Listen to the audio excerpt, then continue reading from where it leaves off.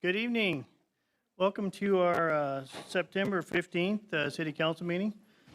And Mayor Kling is in Washington, D.C. tonight, spreading good cheer for the city of Nampa. So hopefully she gets a lot accomplished while she's there.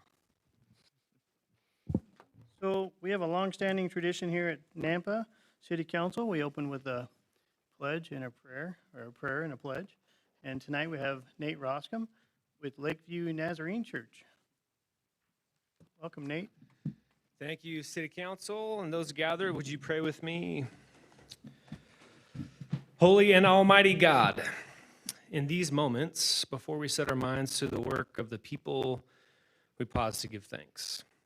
God, we thank you for each unique and gifted individual gathered in this space. We thank you for the rich and beautiful and diverse tapestry of humanity that calls Nampa home. We thank you for those who have little and those who have much. We thank you for those who think like us.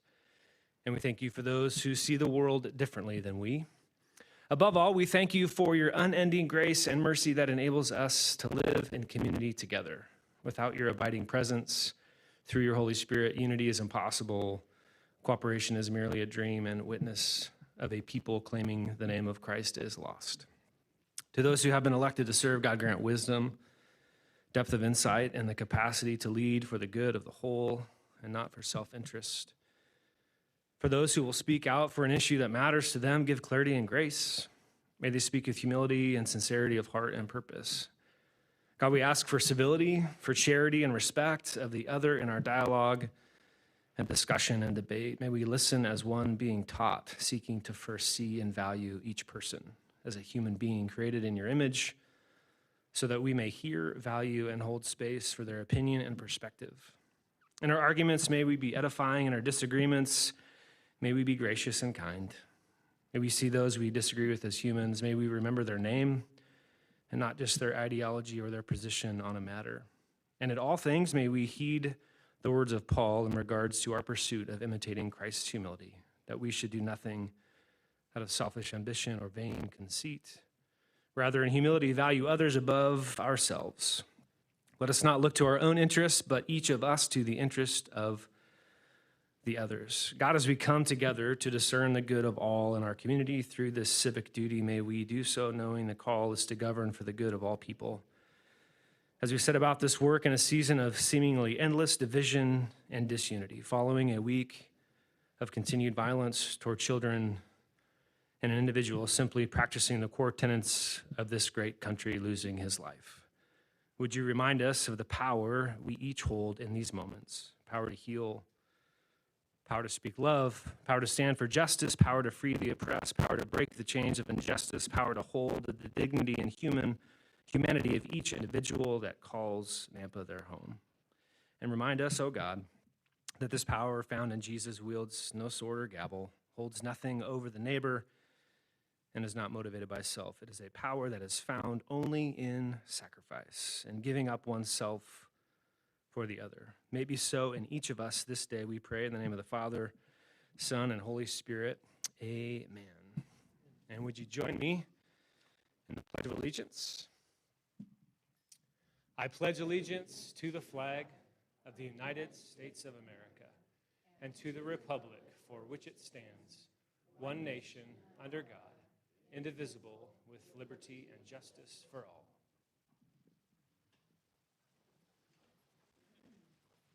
Thank you, Nathan. I appreciate that. All right, roll call. Rodriguez. Here. Chingula. Bills. Yes. Reynolds. Here. Everfield. Yes. Here. Griffin. Here. All present. All right, before we go to proposed amendments to the agenda, real quick, just want to recognize Ron Johnson. This is his last meeting of City Council before he sails off into the sunset. So thank you for everything that you have offered up over the years in council. I know since I've been here, you've been a wealth of knowledge, and it's been great to have you here. And best of luck in your retirement, and hopefully we see you around. So, you want to say a few words?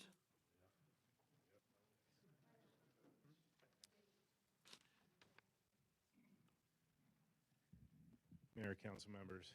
Yeah, it's coming to an end of a long career. I started in 1996, and honestly, when I first started, never thought I would end up as the fire marshal and doing all this stuff. I just wanted to fight fire. But as I went through the service, I realized that that was kind of something I had a knack for, and moved into prevention in 2006, and have been there ever since. So it's been a pleasure working with y'all. I appreciate the support you've given the Nampa Fire District, especially as we transition from a city department to a district. So it's been a very successful venture. And again, I just, want to say I appreciate y'all. And I'm going to enjoy some retirement. Thank you very much.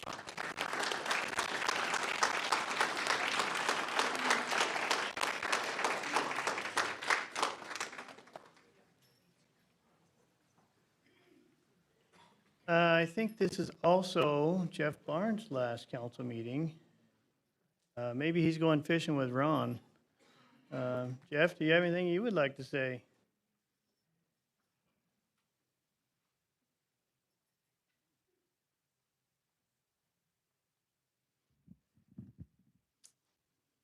President of the council, councilors, Nampa is amazing. The staff are outstanding people.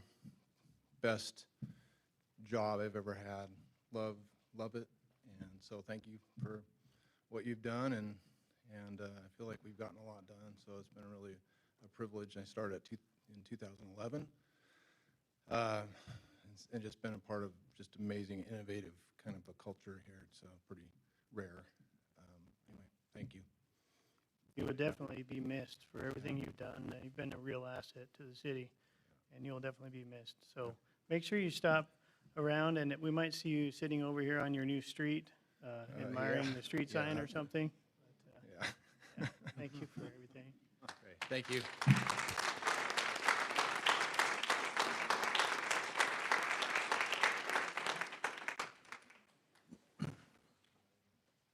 And then just one last thing, council members all have birthdays throughout the year, and the mayor's staff and the mayor always do a great job acknowledging our birthdays and giving us a card and telling us happy birthday.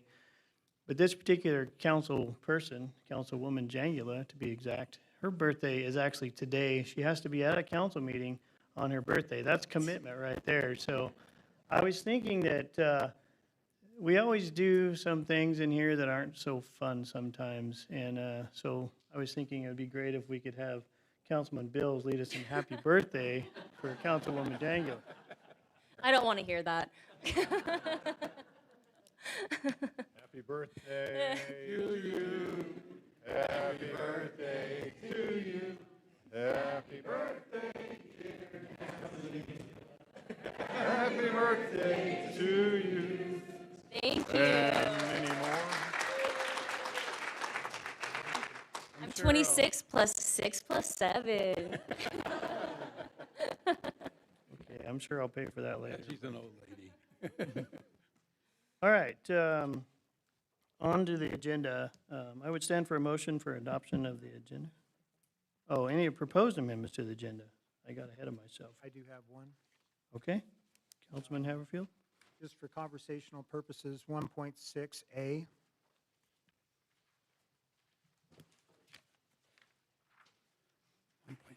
Okay.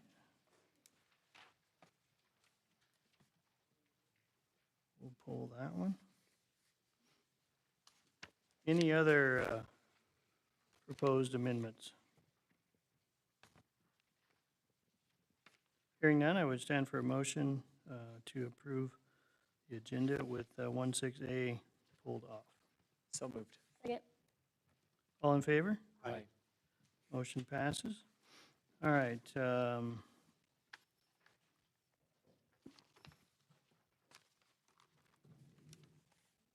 Okay, the consent agenda as amended. Stand for a motion. So that we make that we approve the consent agenda as modified. Second. All in favor? Aye. Motion passes. All right. We'll go to 16A. Councilman Haverfield. You wanna- Yeah, not that I'm questioning your reappointment, Dale. Appreciate your willingness to serve again. I was just wondering what the process was for other council members to be considered. There'll be some openings coming up in January, and so that'll be possibly another topic at that point. But as far as at this reappointment, can you go through the process used and why other council members weren't requested a similar type of an opportunity? Is Robin available today? Is she online? Robin would be able to speak to that.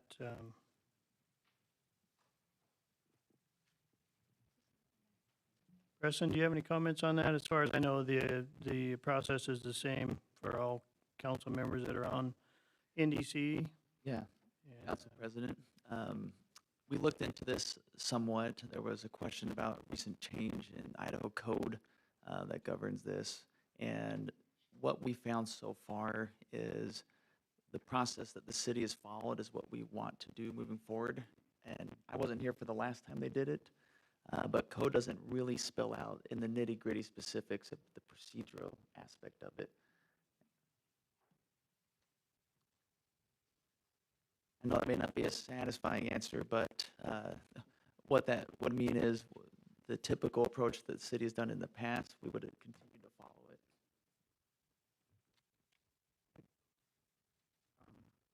Not sure that that answers the questions for the other council. It doesn't matter to me. I'm on the NDC. I just know that there are a couple here that would have had an opportunity maybe to consider it, and they weren't given that opportunity. So that's why I just wanted to bring it up. Okay. So I'll just let it go with the balance of the council being able to make the determination as far as moving forward. But I would recommend that in January, if there's a different occupant of this seat, I will be stepping off the NDC at that point. So you'll be needing to look at a replacement there. And then seat 1, David will still be in seat 3. So anyway, just as you go forward into the next year, keep that in consideration as to fairness and opportunity. Make a motion to approve the reappointment as presented in our packet. Second.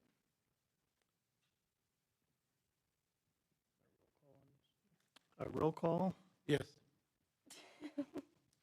Oops. He just knew it was coming. Yeah. Rodriguez. I already said it. Just for the record. Yes, sorry. Thank you. Dangula. Yes. Bills. Yes. Reynolds. Yes. Griffin. Yes. Haverfield. Yes. All in favor, motion carries. Hey, Dale, I support you 100%. Thank you, Councilman. I appreciate You it. bet. We don't have any agency and commission reports today, so we will move on to staff communications. Rodney?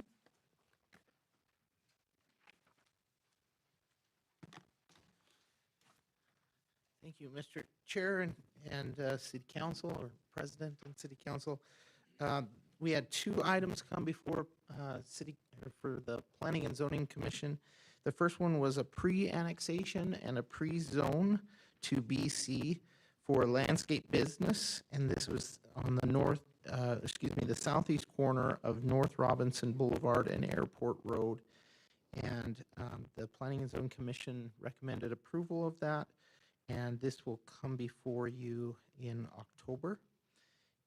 It's scheduled for the 10th of October, so I'll have to confirm that. That doesn't seem like the appropriate date, but I will confirm which date. Then the next one is annexation and zoning in RS4, RD, and BC, and a subdivision preliminary plat for Breckenwood subdivision near the southeast corner of 11th Avenue North and East Landry Street. It's for 68 single-family attached townhouse dwelling units, 284 single-family detached dwelling units, and 4 commercial lots, as well as 38 common lots. So that one was also recommended by the Planning and Zoning Commission, and will come before you in the coming months. That's all I have. Any questions for Rodney? I do have a question. Councilman? I wonder about the red tape, the process, if you go through when you have a county property and you want to annex it into the city, and I think it came before the planning and zoning here the other day, is that there's so much that you have to go through City of Nampa, which has approved it under a use permit, but then you have to go back to Canyon County. I wonder if we could figure out a better solution to clear up that process. You don't have to wait a year long to, what do you think about that? So, Mr. Chair and Commissioner, or council member, the delay for like a year is actually on Canyon County's side. Oh, They're scheduling public hearings out for about a year or more. And so that delay just takes a really long time for them for some reason. For our public hearings, we're getting through them pretty darn quick. 4 to 5 months is generally how we go through planning and zoning as well as city council. And so the wait time doesn't change while we're going through our process. For the county, it still takes them about that long to get through their applications. We've talked to the county about that. They're struggling with load and amount of employees that can handle that workload. So I can't really speak to them or for them on their delay, but we're generally pretty quick. follow up, President. The thing about it is what I want to know is if we can, once we annex and approve a project, why are we going back to Canyon County since we already annexed that area and approved the project? Yeah, President and Councilmember Rodriguez, I'll explain all of that when we bring this before you to, as a public hearing. I've outlined you can look back on the staff reports that were done for planning and zoning, and I've outlined all of the code and the reasons behind I it. see. But just kind of generally, I'll state that in order for us, knowing that our impact area is a certain boundary, and eventually the city is going to grow into that boundary, we need to have a say in what occurs in that, so that when we become contiguous to it, it can annex into the city and match what our land uses are and some of our standards. So what we're doing is we're essentially going through that. It's almost as if it's an annexation without it going through the annexation process. We don't have any authority over building permits or over subdivisions out in the county. We don't have that authority, except that we can make a recommendation on to city council. Oh, I So see. those public hearings are meant to help inform you and give you a chance to make a recommendation on to Okay. the county. No, thank you. I was just curious about that. Yeah. Thank you. Any other questions before Rodney disappears? Thanks, Rodney. All right, moving into new business. Our first action item is to authorize the mayor to sign a construction manager general contractor contract with Faber Construction for Phase 1 design development and Phase 2 construction services for the new Fleet Services building in an amount not to exceed $5 million. Approved by City Attorney Preston Rutter, approved in FY25 budget. So moved. Second. Councilman Haverfield? I think this is Crystal. She said she was spicy tonight.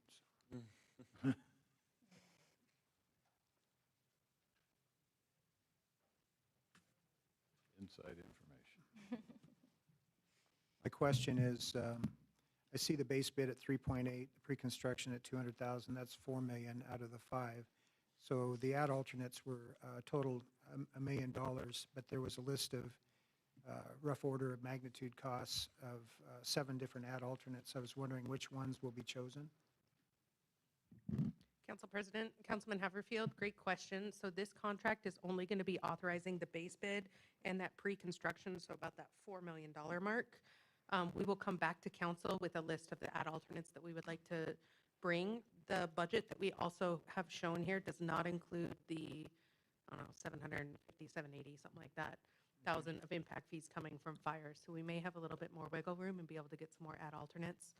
But some of the costs that came back, we wanted to take a look at them more closely and see if we could do them in-house cheaper, or if we could find another contractor to do an ad alt separate from this contract. So the fuel station might be one of those items. That is correct. It would have been above and beyond the $1 million in itself, so, okay. I just wanted to know what your procedure would be. Thank you. Any other questions on 5.1? Hearing none, roll call. Rodriguez. Yes. Chingula. Yes. Reynolds. Yes. Haverfield. Yes. Griffin. Yes. Bills. Yes. All in favor, motion carries.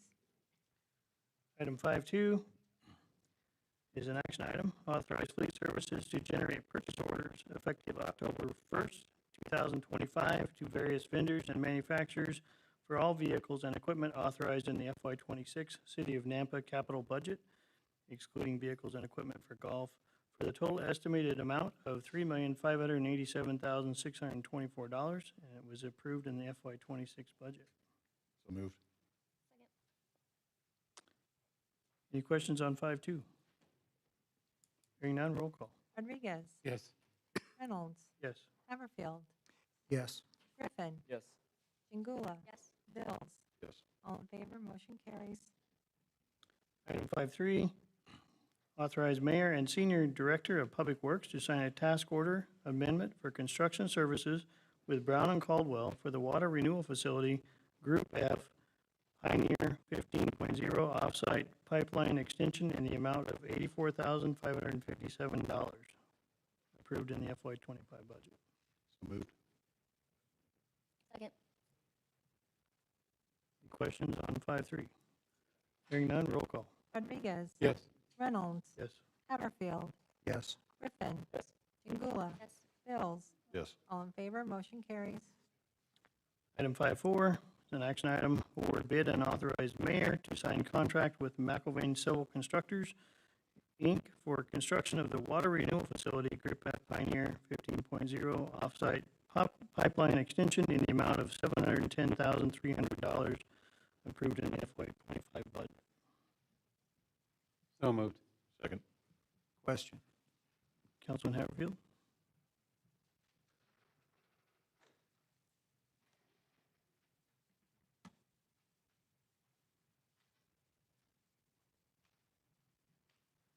President of the council, Councilman. So the offsite pipeline, is that for water, and where does it go? Yes, sir. As part of the Group F project, IDEQ required that none of the recycled water would go into the waters of the U.S. So this was an offsite project with Pioneer Irrigation that the pipeline would divert that water into the Pioneer Irrigation system. It wouldn't go into the Boise River system. So it's not used for industry at all? No. Okay, thank you. Any other questions on 5.4? Roll call. Chingula. Yes. Reynolds. Yes. Haverfield. Yes. Griffin. Yes. Bills. Yes. Rodriguez. Yes. All in favor, motion carries. Action item 5.5, authorize mayor to sign change order number 3 with Idaho Site Works for the 16th Avenue South to 19th Avenue South waterline replacement in an amount not to exceed $216,535, approved in the FY25 budget. So moved. Second. Any questions on 5.5? Roll call. Rodriguez. Yes. Reynolds. Yes. Haverfield. Yes. Griffin. Yes. Chingula. Yes. Bills. Yes. All in favor, motion carries. Item 5.6 is first reading of ordinance amending Nampa City Code Title 6, Chapter 2, Section 62-2 pertaining to cruelty to animals, Title 6, Chapter 2, Section 6-2-17 pertaining to animals at large, and Title 6, Chapter 2, Section 6-2-28 pertaining to impoundment. This is requested to pass under suspension of rules. An ordinance of the City of Nampa, Canyon County, Idaho, amending Nampa City Code Title 6, Chapter 2, Section 6-2-2, pertaining to cruelty to animals, amending Napa City Code Title 6, Chapter 2, Section 6-2-17, pertaining to animals at large, amending Napa City Code Title 6, Chapter 2, Section 6-2-28, pertaining to impoundment, in accordance with Idaho Code Title 25, Chapter 28, providing for an effective date, providing for severability, and repealing all ordinances, resolutions, orders, and parts thereof in conflict herewith. I make a motion to pass under suspension of rules. Second. Question? Councilman Griffin? Is this a legal question or a police question? Does this give broader discretion to police officers and the ability to alleviate certain individuals or certain FTEs from having to focus on one job and allow other officers to do the same? Council President, Councilman Griffin, yes and no. This really doesn't change what would constitute an at-large dog, pardon me, I can say that word, dog, or any at-large animal. What it does, it gives more discretion to our law enforcement, authorized personnel, animal control officers to make important decisions. We have a situation, as you might be aware, with the animal shelter where there might not be adequate space and room, and so there needs to be more discretion offered to the officers. This provides them that needed discretion. Thank you. Any other questions on 5-6? Hearing none, roll call. Rodriguez, Yes. Bills, Yes. Haverfield, Yes. Griffin, Yes. Reynolds. Yes. Jingula. Yes. All in favor, motion carries. Item 5-7 is an action item. We may or may not have action on this, but mainly it's about Rick Kennedy giving us a staff update on and discussion on results for requesting bids for an independent appraisal on the Fort Idaho Center. Good afternoon, Council President and Council. I sent an email out last Friday giving you an update on the appraisal requests that we've out there. I really don't have much more to add to that email other than we have a couple people have called me with possible interest, but nothing, nothing as far as a proposal, timelines, et cetera. Rick? I'm sorry, Mr. Chair, just point of order. You said that an email was sent out? An email to the council. Yeah. Right. It should have been part of public record. Oh, okay. So if you could provide that Sure, to me. sure. If you're going to be talking about it, I'll defer to our legal, but if you're going to be talking about it, then we need to have it. No, I could displayed. give the same update. I could give the same update. I had reached out to about 6 or 7 local appraisers and national appraisers. One of them has definitely denied they don't want to do it. A couple have expressed possible interest, but nobody's contacted me any more than that. That was what was in the email. Okay. Council President? Councilman Griffin? Just to emphasize for the sake of transparency, were any numbers given of a ballpark of what those bids could cost, what it might look like, what the timeline would be, anything like that? No to the timeline. There was some internal discussion that I had with our internal, I don't know if you guys know this, we have 2 appraisers who work for the city of Nampa. We started having let me step back. As a procurement director, my job is to know what I'm buying. So I started going down this rabbit hole. And let me tell you something, folks, appraisals are a big industry. This is deep, very specialized. So in order to do my gathering, I brought in our 2 internal. We started talking about appraisals. At that time, we were talking about a certain type of appraisal that was more than just like a real estate firm. It was more of an accounting firm. And a number was thrown out between $250,000 to $400,000. Okay. That is not what we're going after at all. We're going after a fair market assessment.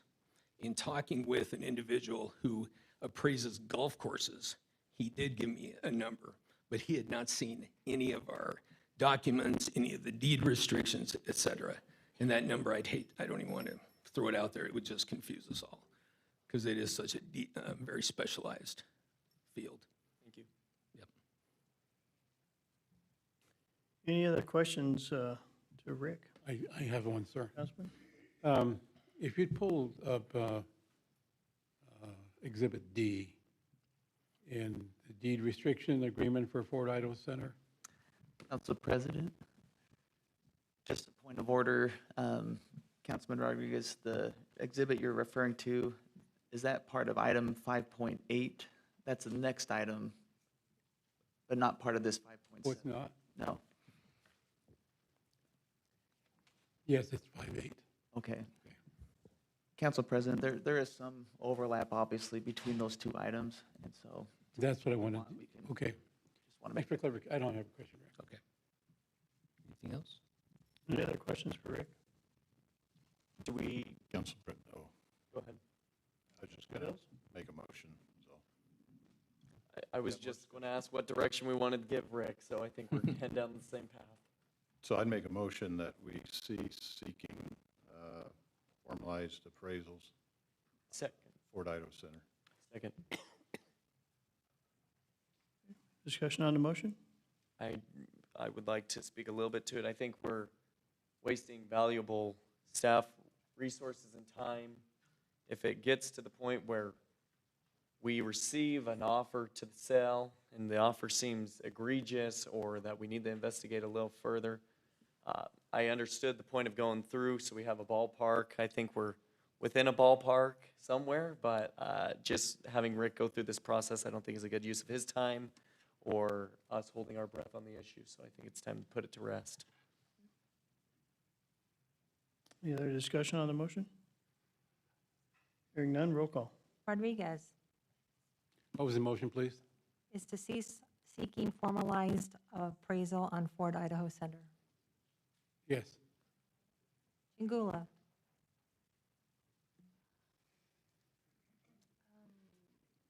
No. Reynolds, Yes.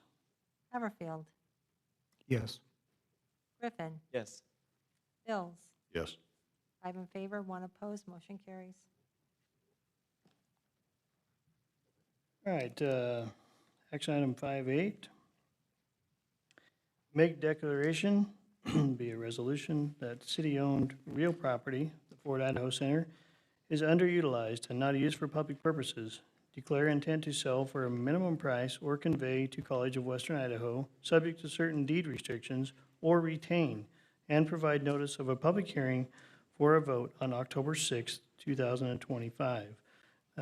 Preston, if you could talk about underutilization and then the public purpose use, give us some language around this kind of thing, be great. Council President, I'd be happy to do that. This is an item we're all familiar with by now. If we're not, I don't know where you've been the last couple of months, but and this is for your benefit as well as the public's. What we have here tonight is a package resolution. The process in which a city sells property is spelled out in state statute. There's certain standards, certain procedures that must be followed. It cannot be nilly-willy sold. And so as a city, we've been very careful and deliberate in how we go through that process. What is before you tonight is officially the first time the city has proposed a formal resolution to declare formally on the record that this property, the Fort Idaho Center, and the 3 lots with it, are underutilized or not used for a public purpose. Those findings, underutilization or a not used for public purpose, by statute, is a threshold requirement. Any city, Nampa, any city in the state, needs to make that declaration formally. What's in your packet tonight is a resolution that does that. Additionally, another step that statute prescribes and requires is that you either decide to sell to a highest bidder, you can convey it to another governmental entity, which we've discussed previously with CWI, and additionally, we put in there something not required by statute, but more as a helpful thing, which is a formal vote to retain it. This is packaged up in 3 items in one that, if approved tonight, would authorize the city to take step 2. Step 2 is that public hearing where finally it's fish or cut bait, right? There's going to be a vote on one of those options. So the resolution before you lays out the city's proposed findings as to those two threshold questions, underutilization or not used for public purposes. That's in your packet here with some exhibits. Councilman Rodriguez noted the one earlier, Exhibit D. And that's the discussion point for you tonight is, do you want to approve this resolution, which is the formal declaration that this particular property is underutilized or not used for public purpose? That kicks off step one, authorizing for step two. And presently, a hearing is proposed for October 6th, if this were to be approved tonight. That October 6th hearing would be the vote and step two. Another point, Council President Reynolds, since there is a proposal to sell the property to a highest bidder, statute says that whenever a city does that, it needs to declare, if it wants, a minimum price to sell the property. And as was on the previous item with our Director of Procurement, Rick Kennedy, there's been some outreach to try to hone in on a number perhaps. Statute does not require an appraisal, it is optional. The city pursued that in good faith and in good diligence. I can attest to Mr. Kennedy's efforts in that regard. That said, the council here is authorized by statute to set that price. And so there will be a discussion if this were to move forward. You need to declare on the record at a public meeting what that price would be. And I'll make sure to touch on that if that discussion goes so far tonight. But we do, if this were approved as proposed, there would need to be a sales price declared for that sale option. Now, for the conveyance to a government entity like CWI, no price is needed. That's a conveyance. And obviously, to keep it, there's no price declared for that. Question. Councilman Rodriguez? Thank you. Okay, so here's my concern with that. In Exhibit D, deed restriction agreement for Fort Idle Center, it says this land use covenant agreement for Fort Idle Center properties, FIC, the agreement is entered into as of the last date set forth herein, effective date, by and between the City of Nampa, a municipal corporation, the city, and College of Western Idaho, high bidder, buyer name or entity owner. So are we circumventing the system again and just pointing out that College of Western Idaho will be the bidder, the buyer name or entity? Councilman President, Councilman Rodriguez, absolutely not. There's no circumventing whatsoever. If anything, this is following the letter of the law and then some. So that's not a concern. What this is a draft. Sorry, I'm trying to talk directly into this. Thank you, Madam Clerk. The deed that's here, this is a proposed deed restrictions. This is not etched in stone. This is to make sure that you, the public, anybody who's interested is aware of what conditions, the nature of those conditions, the city would be conveying this property. They would apply to CWI that's been proposed, and the same conditions would also be applied to a high bidder. So no circumvention on this at all. Okay, so that's where the high bidder buyer name, that's where they will go, besides College of Western Idaho. Yeah. Okay. And those brackets there, that's just a convenience to reduce paperwork and just to show that this is a placeholder that convey the general nature of it. I see. Yeah. Okay, thanks, sir. You bet. Thank you, Preston. Questions on this item? Mr. President, I'm trying to find the spot now because my notes aren't 100%. There's a paragraph E that talks about successors in title. Right at the moment, I'm not finding the exact page of the document.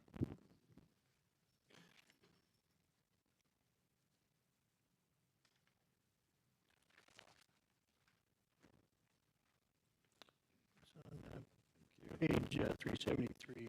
373, thank you.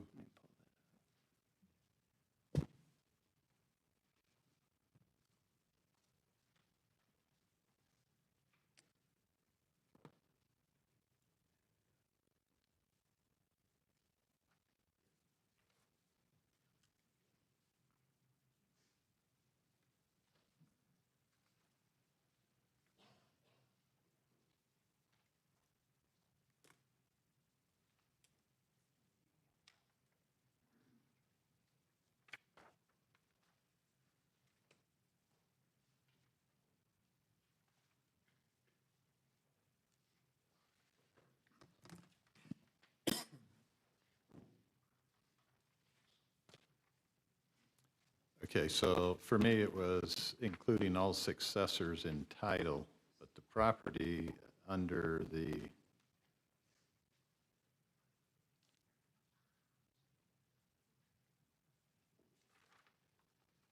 trying to make sure I got it straight. So this issue is underutilized and put it out for public.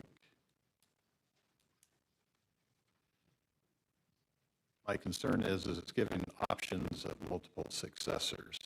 And I thought our pathway on this particular issue was it's one party, and if there's a default, it rescinds back to the city. But I'm reading this as if there could be other successors, so I need help. Councilman Bills, appreciate the question. What I would say on this, for this subsection E, when it talks about successors and interest, conceptually, consider it like similar to a condition, covenant, and restriction, a CC&R, right? Regardless of ownership, they would be subject to the same use restrictions, prohibitions for the property. If the council wanted that changed to be more explicit, that it would stay with the immediate new or next owner if it went that route. That could be changed. Again, this is, like I said, a proposed draft. We could have it changed to that end. That's really a question up for you. If you wanted to stay locked with a particular entity, conveying it to a governmental entity like CWI, you know who that recipient is, you know who it would be locked in. A high bidder is just the nature of it is totally different. You do not know who that will be. And so if you wanted it to be able to pass on, this would allow it to do so, and the next owner and the next would be subject to the same restrictions. If you did not want that language and it wanted to read, whoever buys it, it's yours for time immemorial, unless, and if you do try to convey it, that could be a point of default, and it could result in reversion back to the city. That is an option for the council if it wanted to go that direction, to be real specific on it. So I'm recalling our workshop 2 or 3 weeks ago, probably 3 weeks ago now, and it seemed like the discussion was that there would be the reversion. So if there was a transfer and the transfer didn't go, or transfer goes and yet the event doesn't end up being what was anticipated between the parties, that there would be a reversion to the city, and that it couldn't be to one party as an interim to another party or multiple parties thereafter. I was thinking the discussion was that it was, the city was going to somewhat stay close to the situation. So that's why this paragraph kind of stood out at me. Yeah, and if I may, Council President, going from prior discussions, and there's been, as you know, a bevy of them, and there's been a lot. Earlier on, there was discussion when CWI was kind of the lone track where there was a deed restriction that reversion of ownership would happen if they tried to sell any portion of the property, unless there was a consent in writing by the city. Maybe there was an entity the city would like to give a blessing for it. That could happen here too, with whatever path you go. If it's sell, if it's convey, and if you obviously keep it, it's irrelevant. But we can make it more explicit. If you wanted to stay with the immediate next owner, when you draft these types of deed restrictions, they have to be drafted pretty specific. And I envision between now and a hearing date, whenever that is, that these would be tightened up a little more. What I wanted to give you tonight was the concept, the general nature of it, and to get any feedback like this. So if you do want anything specific, we can then draft it to that end. And we can certainly do that, but that's up for a discussion with the council. That's just a follow-up, Mr. President. So I agree with getting it moving to a public hearing, but I want to also have our documents relay with our discussions from three-plus weeks ago, as far as our narrowing our focus and right of reversion, if there is a default, should the transfer go forward at some point in the future. Thank you. Councilman Griffin? Thank you, Council President. Preston, in regard to the deed restrictions, are they needing to be tightened up, as you say, by that October 6th hearing? I would recommend that. That's my plan and intent. Nothing in statute says it needs to be like that, but I think as a course of conduct, I would do that, and that's been my intent. Take any feedback that's needed from tonight, hone that in, and I think this will kind of model more similarly to what you see with a CC&R restriction. It's referenced in the deed and vice versa. Very, very standard. I think that's probably the best approach to it. Thank you. Just in regard to the deed restrictions, then I agree with Councilman Bills and likely removing the all successors. I think from what I'm feeling from this council, we're not moving in a direction to sell. So we could very much specify that for CWI and making sure that it ends with them or is reverted back to the city. I would like to see tightened up, once again, the recreational facilities language. I still feel that that is too loose and not very binding, that will be done. I'd like to set a timeline to it. I know we had discussed in previous meetings and didn't get to conclude on what those terms would state.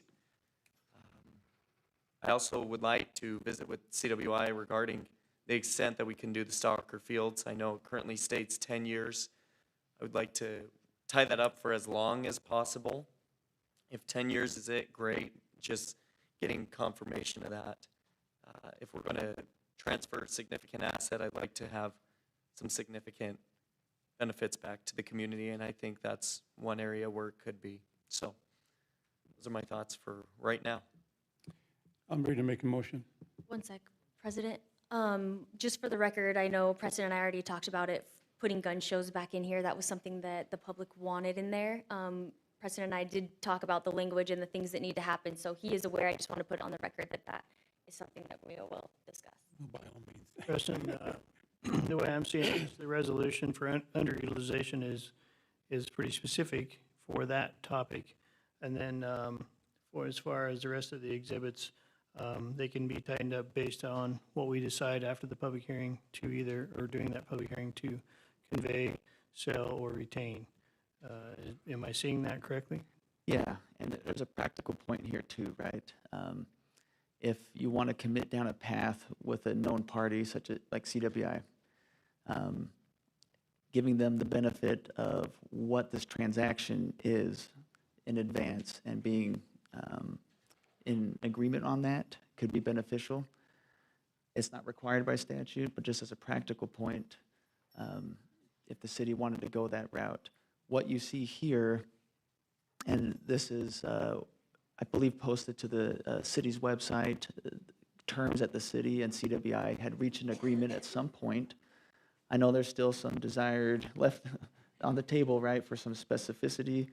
And that is where the parties could meet on that language. And, you know, implied in every contract is a duty of good faith and fair dealing.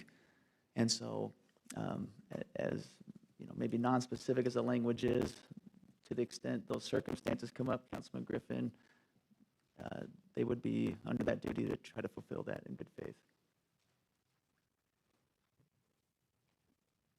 Councilman Rodriguez? Yes, sir. You ready for a motion on this? Yes, sir. Okay, the declaration I do not agree with. One thing is that I don't believe the Fort Auto Center is underutilized, and I don't believe it's not used for public purposes. We're heading to areas where we're jumping the gun here. So I believe that if CWI wants to continue this bid or this sale or purchase, then I think they should give us a price. And I think we are hoping they will, sounds like, but the process of acceptance of whatever we get from CWI is way down the road. I believe at this point that the motion that I'm going to make actually is going to be this. I want to stop this process. That's what I just said. Stop this process until another time, another date, another whenever, a years from now, I don't know when, until we get all our ducks on the row, until CWI figures out what they're going to do. That is my motion, is no longer go for conveyance or selling it, period. There. I get some clarity on that. So what you're saying is you want to retain the ownership of the Ford Idaho Center at this time? That's correct, as of now, yes. I will second that motion. I don't believe, again, as a follow-up, I do not believe that underutilization is really even on the table. I think what has been stated is that there could be further utilization above and beyond what it currently has capable at this time. So that's not underutilization my level, and I believe that it is totally used for public purposes. So I don't think the criteria is supported in the documentation that's been presented to us. I'll second the motion. Any discussion on the motion? Roll call. Chingula. No. Mills. No. Reynolds. No. Griffin. No. Summerfield. Yes. Rodriguez. Yes. 2 in favor, 4 opposed, motion carries. Preston, are we allowed to have a substitute motion here, since that was a fail? Council President, yes, on this. Okay, I would like to make a motion that we pass the resolution for the underutilization, and for a price, I would like to put $120 million on there, if we were to come up with an option to sell it. Clarification. Isn't that a separate motion, the dollar amount that we're putting towards? Or is that one? Councilman President, Councilmember Jingala, I don't think it has to be a second motion. We can approve this as going forward with the option to sell, convey, keep, and as to the sell, have a minimum price. And so we could have that. Council President, I think it would be appropriate if you wanted to break that up and have an agreement on moving forward and then talk about the price. Either way. I'll withdraw the motion, and I'll make it just for motion to pass the resolution for underutilization, and we'll talk about the price separately. Discussion on the motion? Council President, Councilman Griffin? I would just like to state I am anxious and excited to hear what comes of a public hearing on the discussion. I still think that there needs to be work done for me to convey on the deed restrictions to ensure that there is still a community benefit. Obviously, CWI will continue as it is, but if we're going to transfer a significant asset, I'd like to see those terms refined and tightened up just a little bit. I think that we're going to have quite a night on October 6th. I encourage everybody to turn out and testify. I speak on behalf of myself. I am not set in one camp or another. This has been a very difficult decision, and likely the most difficult decision I'll make on my tenure here, and I'd appreciate the discussion on October 6th. Any other comments? Roll call. Rodriguez. No. Chingula. Yes. Summerfield. Griffin. Yes. Mills. Yes. Reynolds. Yes. 4 in favor, 2 opposed, motion carries. Preston, do we need to discuss price to have that before we go into the public hearing? Council President, I would advise you do, just the benefit of the council members in making their vote. Again, statute does not specify any criteria, doesn't set forth any parameters. It just says that the city may elect to declare a minimum price or value that it wants for a high bidder at a public auction. Okay, so just for clarification, this price is only, would be set if we choose the sell option out of the three options that we have before us.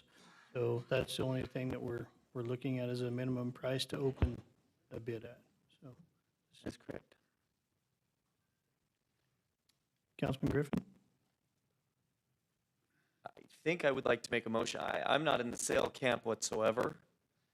So I prefer not even to set the number, but if we were to set the number, I know our restrictions are pretty significant. I would like the investment that the community has put into it over the last 28 years to be what we get out of it. So I'd like to see that at least at a minimum bid of $30 million. And that would be my motion. Question? Councilman Rodriguez? This is a question for legal. So what if I was a millionaire, which I'm not, but I wanted to buy the Ford Idaho Center itself and nothing else? How does this contract or this resolution handle situations like that, to where others could buy other portions of that property and not necessarily owned by one entity? Council President, Councilman Rodriguez, this proposal is for the Ford Idaho Center campus. It includes 3 parcels. The buildings and fixtures are pertinent to that land. They go with the transaction. There's no building purchase or anything like that, or ground lease proposed. This Okay. is, as proposed right now, a sale and conveyance of the real property, which includes all its buildings, fixtures, Okay. et cetera. Yeah. Thank you. There was a motion on the table, and not hearing a second, that motion would die. Motion fails. I'll second it. A second that? 30 million? I'm just trying to get a public hearing. I Okay. just believe we got to have a public hearing. Whether there's no motion of any dollar amount, any dollar amount is only for guidance to the public hearing, but the public hearing is going to bring about information and direction and a final say as to dollar or transaction. Councilman Am I President, understanding that correctly? I want to make sure it's very clear, unmistakably clear, that the number you declare officially here will be the number you're bound to if you proceed to a sale. So this is not a placeholder, we'll come back later. This is, what will that price be? And if a buyer did come in with the funds and the ability and right to buy it, they would take subject to these deed restrictions, so long as they clear the minimum threshold and are the highest bidder. Yeah, I appreciate the clarification, so I'll modify the, Want to pull your second? pull the second. Okay. Motion fails, so President, I'm thinking of, that we should probably make a motion. One of the numbers that we heard was Councilman Haverfield said $100 million. I trust that he has done his due diligence in that. I think that his number is probably a good number, so I think we should go with 100 million. I would second that. Discussion on the motion? Roll call. Rodriguez, No. Bills, Yes. Haverfield, No. Griffin, No. Jingula. Reynolds. Yes. It's a tie, so motion fails. Need some kind of a compromise on a dollar figure that we can have going into the public hearing? President, a solution would be maybe, it says to the highest bidder, we have to set that bid, but since we've had a default, basically, in our hearing here today with number, oh boy, I would need some more facts as to what direction to go to. I'm just curious. I have no idea what that thing is worth. I've heard 165 million. I've heard 50 million. Oh, boy. I'm going to continue to say no on this until, and nobody wants to do an appraisal. So it's like throwing up a quarter and seeing where it lands. I'm not sure where to go with this because I don't think we even know that. Put a number down is difficult. Council President, if I could, I believe it would be difficult if this council's intention were to sell. I don't think we should put a number either, because I'm not in a camp to sell. So if we have to put a number down, and we somehow come to the conclusion that we want to sell all of a sudden, I would like us to get a return on what was invested. That's why I came up with the 30 million as a minimum bid. I still don't think anybody's going to buy it for that. If there is the chance that we do go in a direction, I would also like it to be realistic of where we set our minimum bid. If we end up deciding at some point to sell for some reason, that it's a viable option. So I'll make a motion for $40 million. Question, Councilman? Council, for legal. Is there,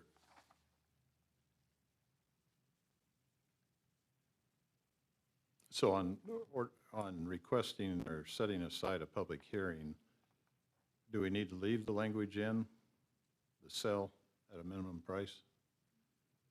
Or could we go to a public hearing strictly on the conveyance to CWI? Council President, Councilman Bills, the vote that was taken just before this was to take all three options to a public hearing: convey, sell, or keep. Okay. So prior to that vote, yes, there could have been just the carve-out to take it only on conveyance. Conveyance is still an option. It's just one of three that will be considered now at October 6th hearing. President? Councilwoman Jangil? The number that we heard from the public, and I'm just trying to support what the public was saying to us, was $100 million. We all heard that over and over and over again. So I guess I want to know kind of from Councilman Haverfield where he's at with the numbers, since that was his number. And I just want to know why that number wasn't supported. Mr. Chair, point of order, we do have a motion on the table. Oh, sorry about that. We got a motion, don't have a second. Had to die. No second, the motion fails. Your question again? The $100 million, I'm just trying to support what the number was that you thought that it was worth. So I'm just wondering why you didn't support the motion. Because I don't believe that we should sell it. I believe that we should retain it. So no dollar amount from me. I don't think it's underutilized. I think it's fully utilized. I don't think that we can say that it's not used for the public purposes. It is. So again, on the surface of what statute says, we're treading on pretty thin water as far as in my determination. The idea of conveying it, giving it away, is just open for lawsuits. So it's not the path I'm going to go down. I don't believe that we should be selling it. I believe that we should be retaining it and then working towards providing our own means of revenue to be able to maintain it. That's my position. I can tell you what it's worth. I can tell you what every building on the property is worth, but that doesn't change my mind as to why I didn't support your motion. Sorry. So what would your dollar amount be that it's worth altogether? Okay, so let me break it down for you. You can look at the iCrimp report. It gives you values. That's a replacement value. It doesn't include any furniture, fixtures, or equipment, doesn't include any foundation systems. It doesn't include the site cost or the site development costs above and below surface. So when you start breaking it down into those terms, it's basically a menu of costs. What you'd end up with at the end of the day, if you were to do a progressive approach to the metrics involved there, you'd probably be in the $150 million range today to replace it. Thank you. That would include the value of the ground. So, President, Councilwoman Jangil? I would like to see this go to a public hearing because I want to get more feedback from the public. And so in order for us, as I'm understanding from legal, in order for us to get to that stage, we do have to put a dollar price on this. So knowing that Councilman Haverfield has done his due diligence in researching this significantly, that number's probably somewhat accurate as far as a number that we could move forward with this. So I would support a motion for 150 million. Second? We have a motion and a second for $150 million. I don't think the desire from the council is to sell this asset at all, just by the discussion I'm hearing tonight. And so it's either a convey or a keep option when we get to public hearing, it sounds like, but we have to have this number going into the sell option. Councilman President, to that point, statute does not require you to set a minimum, but if you do want a minimum, this is the time, this is the place to set it. So you could proceed forward with a sell option as one of your three, move forward to the 6, but have no minimum dollar value set tonight. That would mean when you have a vote on the 6, if a motion is made to sell it and it does pass, it will be to the highest bidder with the starting bid at 0, subject to the deed restrictions. But for all intents and purposes, technically, you do not have to have a number tonight. But if you do want one, this is the time and place to do it. We have a motion and a second. Roll call. Rodriguez, No. Reynolds, Yes. Haverfield, No. Griffin, No. Bills, Jingula. Yes. Motion fails. 3-3, motion fails. So, Knowing, President, knowing that we want to move forward and hear from the public, it would be very scary knowing that the rest of us, nobody on this council wants to sell this. So if we moved forward without a dollar amount, knowing that it could be set at $0, anyone could come in, that's a very scary thought. So we've got to put in my opinion, we've got to put a dollar amount to this that would make sense to the city. Council President, Councilman Griffin? I make the motion for $45 million. And I'll reiterate again, I don't think we're going that direction. I think the minimum should be what we would recoup for the citizen benefit at a minimum. I think at a maximum, if we're leaving all options on the table, which was the motion, whatever's the option most viable, if that ends up being the sell, we shouldn't pigeonhole ourselves at an amount that is not going to produce any fruits. I understand that we're getting into the weeds and it doesn't matter because it won't sell.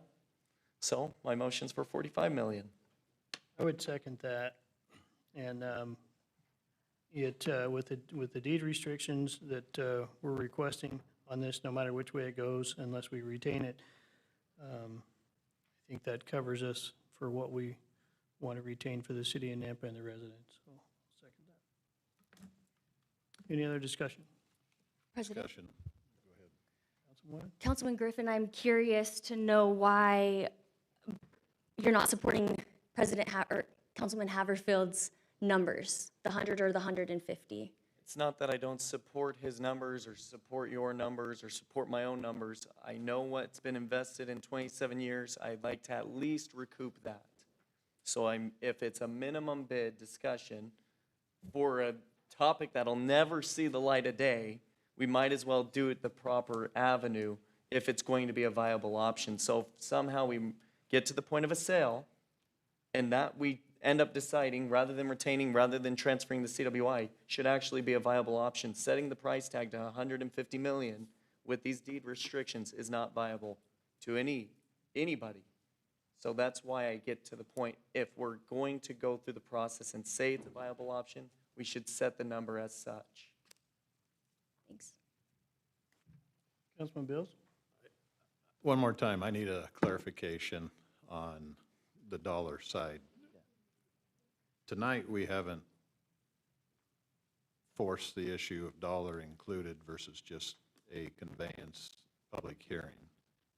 Previous meeting, is that when that dollar issue was? I'm still needing some clarification. Councilman President, Councilman Bills, is your question more of what the prior motion, which you approved, what that means about sell, convey, or keep? Or is your question about a prior meeting we had and a different discussion?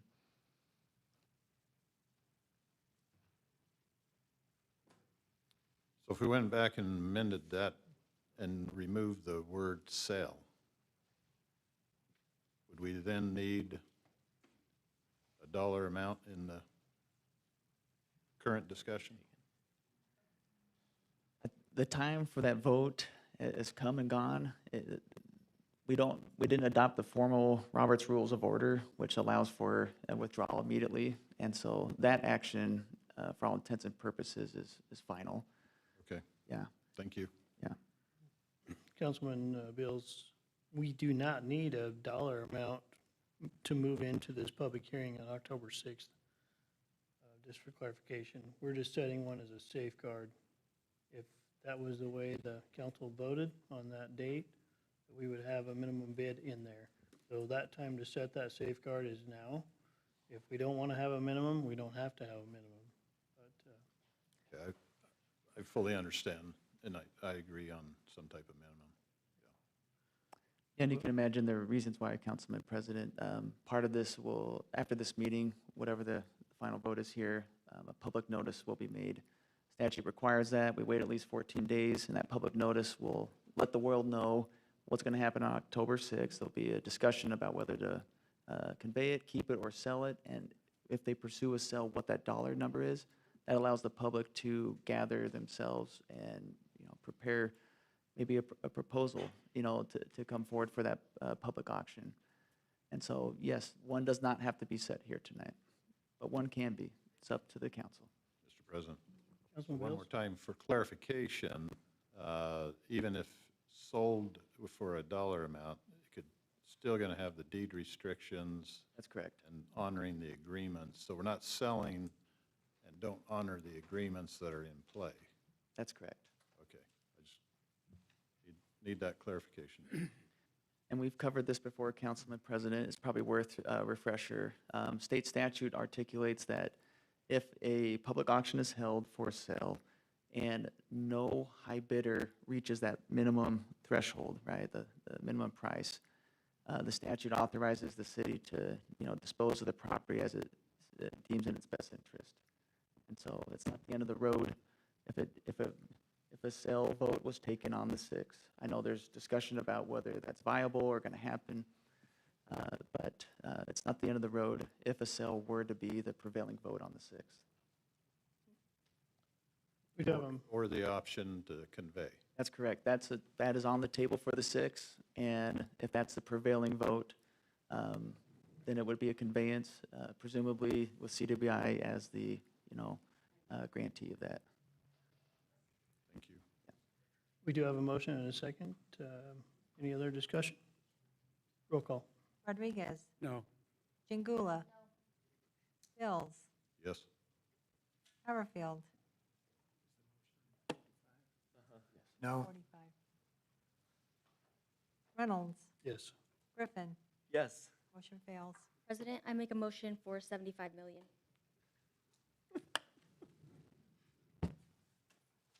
Second? Discussion on the motion? Roll call.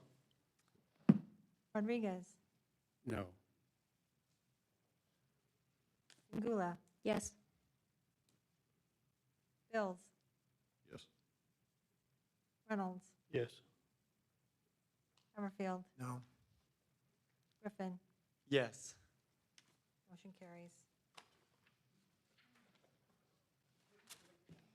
All right, going to move on to action item, let's see, do you need to read that resolution, Madam Clerk? No. Okay. Move on to action item 5.9. It's to authorize the mayor to sign a resolution authorizing and confirming the financing of wastewater system improvements through the State of Idaho Department of Environmental Quality, and in particular authorizing a promissory note and the loan offer, acceptance and agreement and related documents with the Department of Environmental Quality in an amount of $165 million, authorizing a reserve fund and authorizing related matters and proceedings. Approved by John McDermott, Legal Bond Counsel, and Doug Racine. Doug, would you like to speak to this? Councilor Reynolds, we have John McDermott on, our bond counsel, to walk through the resolution. Fantastic. Council members, can you hear me? Yes. Yeah, thank you. So John McDevitt from Skinner Fawcett. We serve as bond counsel to the city of Nampa. And before you this evening is a resolution approving the issuance of a promissory note in the amount of 165 million. This relates to the loan from the Department of Environmental Quality, DEQ, and the project for the city's wastewater system has been substantially completed, and we're ready to close out this loan. And when the note is issued, it'll be a term of 30 years, maturing September 26, 2055, paid annually. So the resolution authorizes the issuance of the note, the city mayor to sign and deliver the note, and to also enter into a new loan agreement with DEQ that provides for this permanent financing that was funded initially with the interim construction loan from DEQ. And with that, I'll stand for any questions. I have a question. What is the interest on that note? It is, I think it's 1 point, go ahead. 1.68%.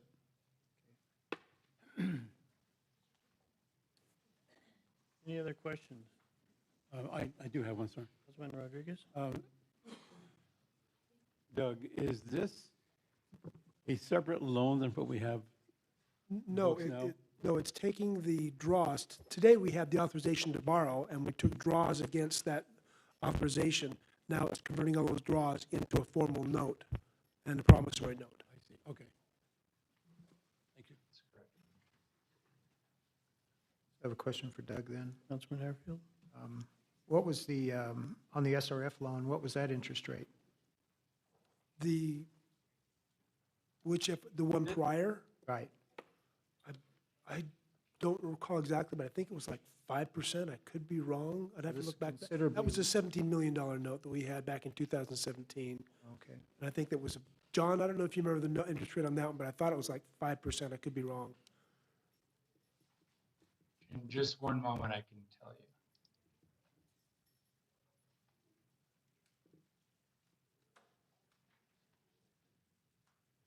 That's okay. I just know that it was quite a bit more. It was higher.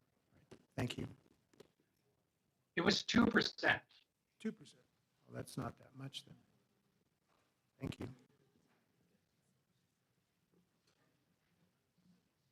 And this note will be issued on a parity position with that prior loan and note. So both held by DEQ, the pledges system revenues to pay the respective notes. Any other questions? I make a motion that we authorize the mayor to sign the resolution authorizing final financing with the Department of Environmental Quality, State of Idaho. Second. Question on the motion? Roll call.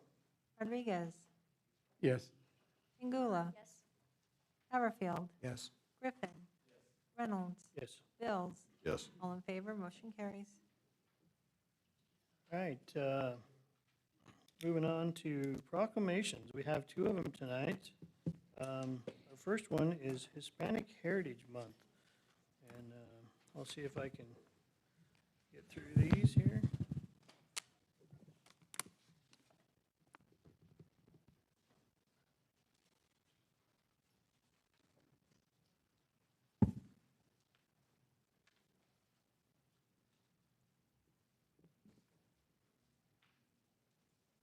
Whereas each year, Americans observe National Hispanic Heritage Month by celebrating the histories, cultures, and countless contributions of Americans whose ancestors were indigenous to North America, including those from Mexico, the Caribbean, Central America, and South America. And whereas Hispanics have enriched and shaped our national character with traditions that span centuries, reflecting the multi-ethnic and multicultural customs of their communities, while bringing their own distinct and dynamic perspectives to the story of our country. And whereas, since the United States first celebrated National Hispanic Heritage Week in 1968 under President Lyndon B. Johnson, and later a month-long celebration in 1988 under President Ronald Reagan, Hispanics have become an integral and thriving part of our diverse community, and whereas this month's theme, Collective Heritage, Honoring the Past, Inspiring the Future, calls us to embrace the rich traditions, stories, and contributions that bind our diverse communities through music, art, literature, and shared histories.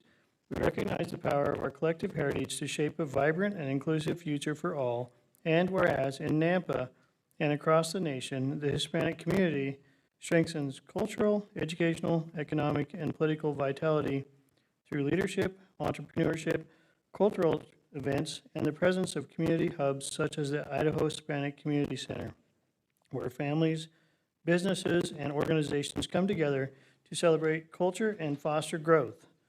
Now therefore, I, Mayor Debbie Kling, do hereby proclaim September 15th through October 15th, 2025, in the city of Nampa as Hispanic Heritage Month. And tonight we have Mari Ramos. I am not great at pronouncing your name, but would you like to say a few words, and then we'll get the picture with you. Thank you, Council.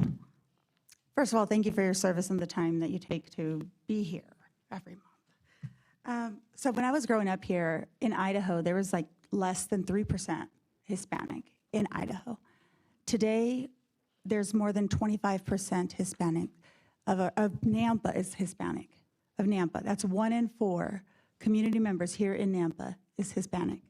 So, you know, even though we have much more in common than we have our differences, it's those differences, it's celebrating those cultural, our heritage, and learning about it that can really bring us together, which I think now more than ever we need.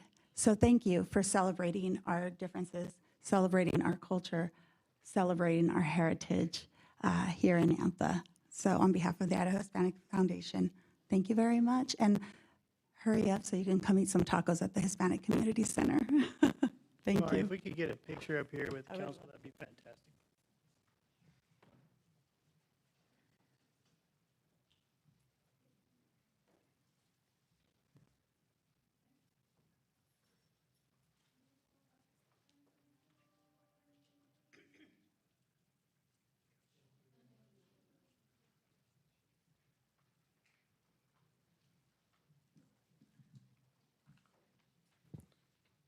All right, and we have one more proclamation. Let's see here.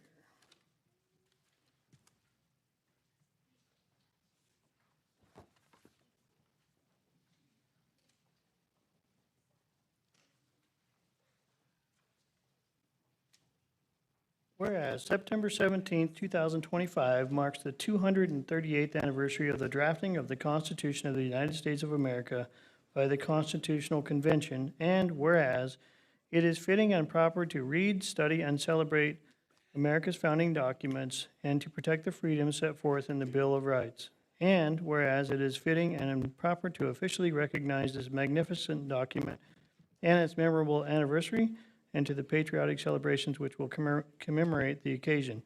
And whereas it is important to commemorate the historic anniversary and the patriotic celebrations which occur, and whereas Public Law 915 guarantees the issuing of a proclamation each year by the President of the United States of America designating September 17th through the 23rd as Constitution Week. Now therefore, I, Debbie Kling, Mayor of the City of Nampa, Idaho, do hereby proclaim September 17th through September 23rd in the City of Nampa as Constitution Week. And tonight we have the Daughters of American Revolution that would please come up here, and you can say a few words first, and then we'll come up here and give you this, and you can take a picture. Thank you. Thank you, President Reynolds and other council members. We appreciate the proclamation. I am Susie Christensen, and I serve as the chapter regent of the Idaho chapter, Daughters of the American Revolution, which was founded in 1890. DAR is a nonprofit, non-political volunteer women's organization dedicated to promoting patriotism, historic preservation, and education. It is our privilege to encourage study and educate the public about the Constitution, which was adopted on September 17th, 1787 in Philadelphia after 4 months of writing and deliberation, which we can testify tonight. 2025 marks the 70th year of Constitution Week, which is celebrated from September 17th through the 23rd each year. DAR is instrumental in getting the designation and the petition for Congress for this resolution. Following the passage of the resolution by both houses, President Eisenhower issued his proclamation on August 19th, 1955. The following year, the week was observed and signed into the law. As our organization, DAR marks this annual event by requesting a proclamation from the city as well as ringing bells in celebration as it did in 1787. The news spread from one town to the next, and at this time, I would like you all to join us in ringing the bells in acknowledgement of the importance of the foundation of our document and of our nation.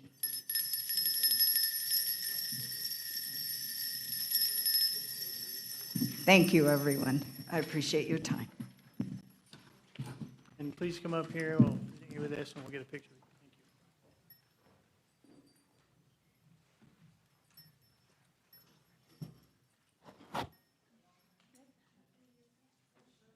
Anybody want to sell?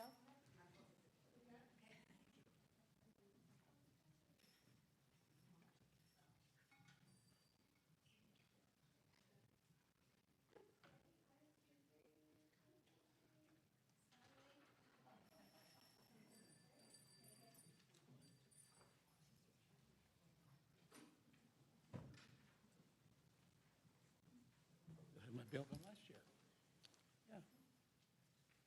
All right. Always nice to have some proclamations. All right, going to step into our public forum. Madam Clerk, do we have anyone signed up tonight? Mr. Chair, just so the audience is aware, for the public forum, Napa residents wishing to speak on a non-agenda item, a 3-minute limit per speaker is allowed. Comments related to zoning and land use matters may only be made during properly noticed public hearings. We do have someone signed up to speak, and that is David Gersten.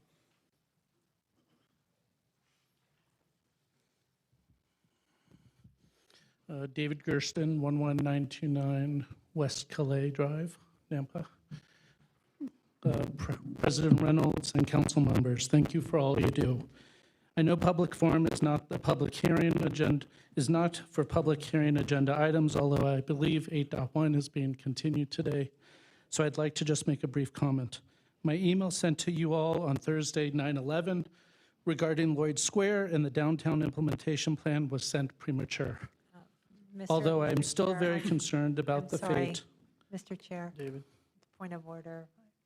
I'll defer to Rodney and legal about receiving comments on an item that is on the agenda.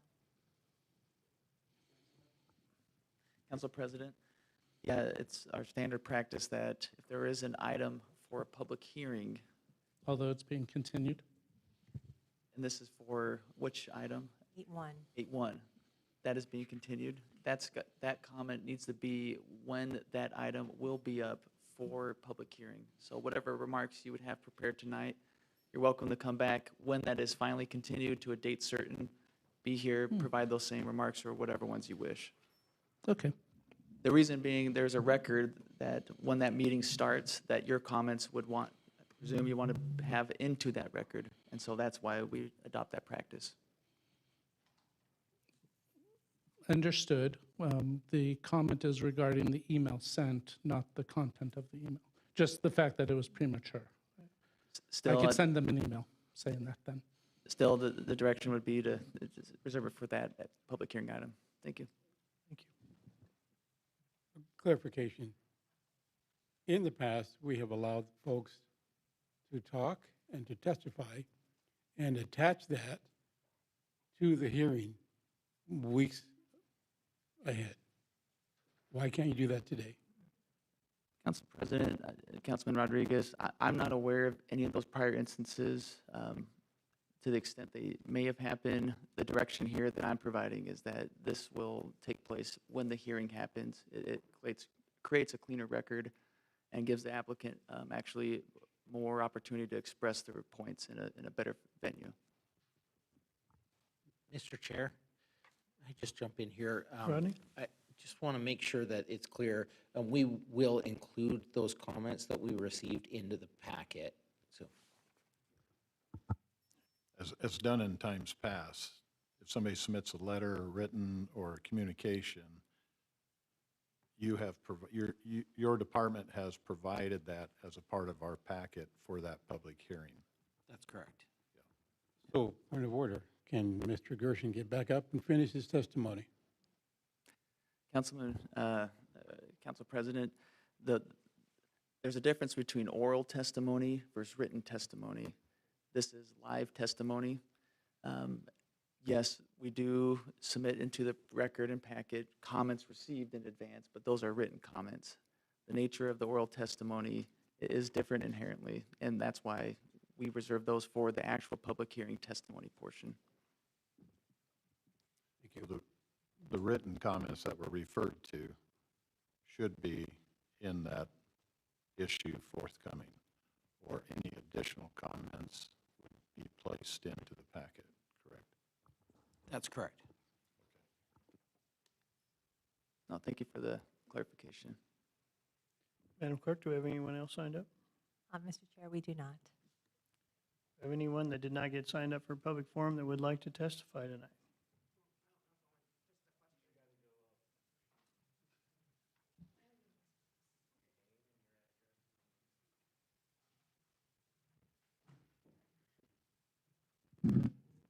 My name is Sophie Buckholz. I live at 416 Meyer Avenue in Nampa. I just had a question. How are you guys going to get the public hearing on October 6th out to Nampa, besides the website, if we're going to get it out to the world to know about it? Madam Clerk, would you like to respond to that? Typically, we don't respond in public forum. Mr. Chair, I'm going to defer to legal as it's in, I was going to it's say, in I'll coordination defer to- with the clerk's office, so. I was going to say, I'll defer to the Madam Clerk for more specifics. Yeah, specifics. I think you should defer to Ron. It's his last meeting. Council President, for these type of hearings, we follow what law requires. And so it's going to be published in a paper of local circulation. It'll be published more than 14 days out from the hearing. It's going to contain a summary of what happened tonight. So everything will be published as the law requires. And Mr. Chair, to just provide a little bit more clarification, clerk's office will be coordinating with legal on that, but the notice will be submitted to the newspaper tomorrow for publication on Friday. Do we have anyone else that wishes to speak at our? I'm sorry, Mr. Chair. Amy, our communications director, can also provide the public outreach that she may be providing for that notice. May I, Council President, Council? I have been in communication with the mayor as well about sending out a press release and adding that to our social media as well. Thank you for that information. Thank you. Anyone else that would like to testify? I think we have one more.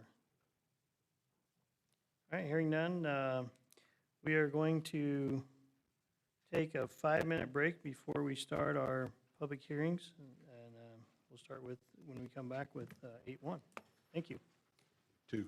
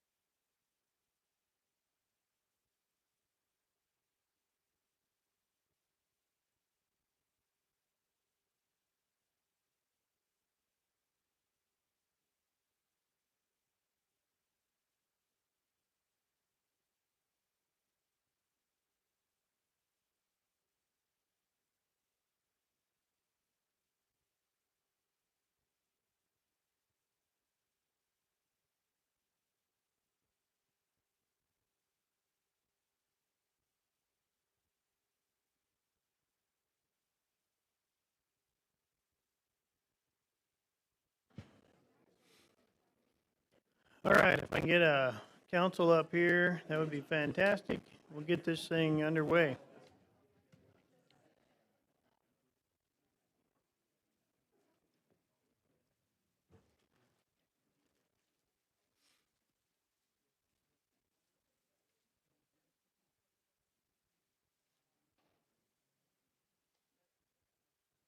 Here they come.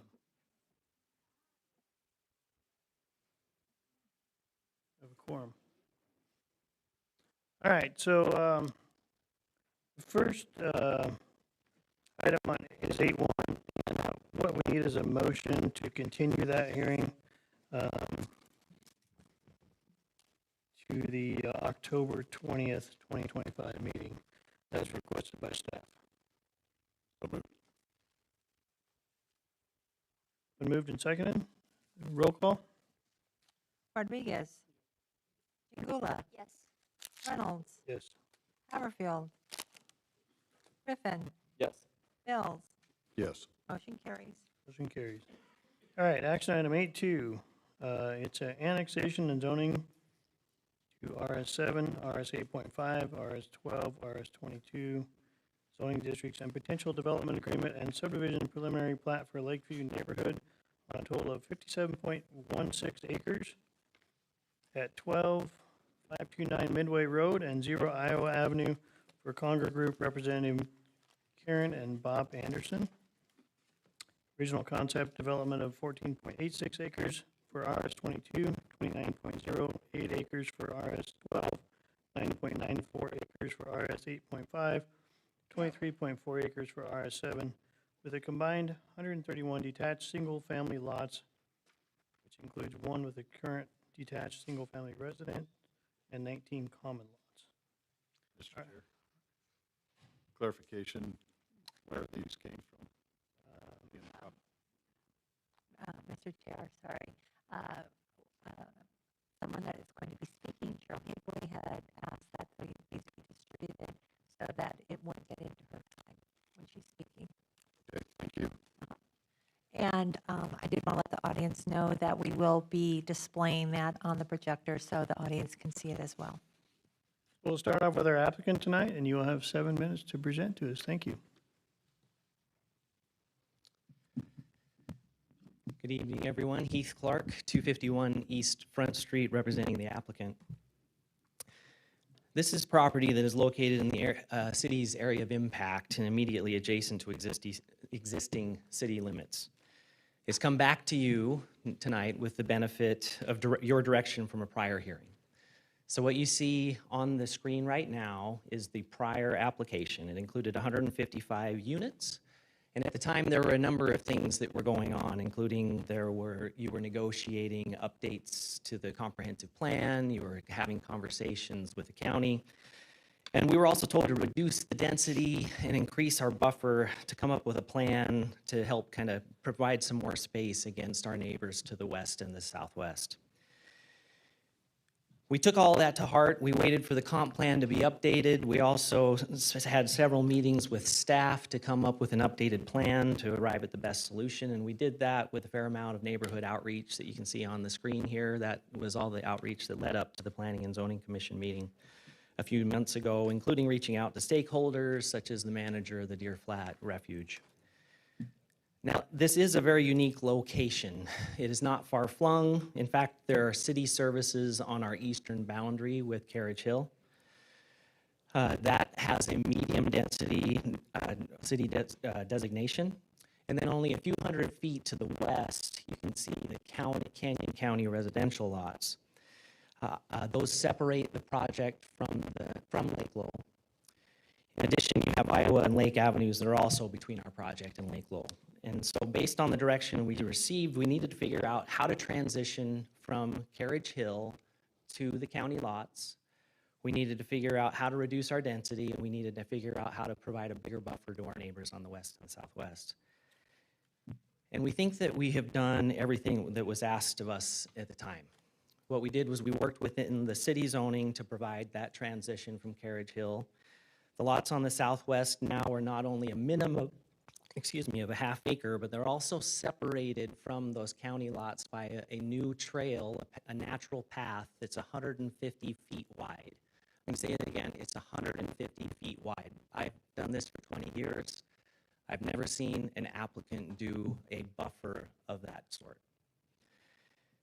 By adding the trail and working with the city to provide this transition, we were able to reduce the project density by 25 lots and still provide a very nice mix of lot sizes. We have 7,000 square foot lots on the east that range all the way to the blue where you can see near on the south and southwest. Those are a minimum of a half acre, so they get all the way up to 3/4 of an acre.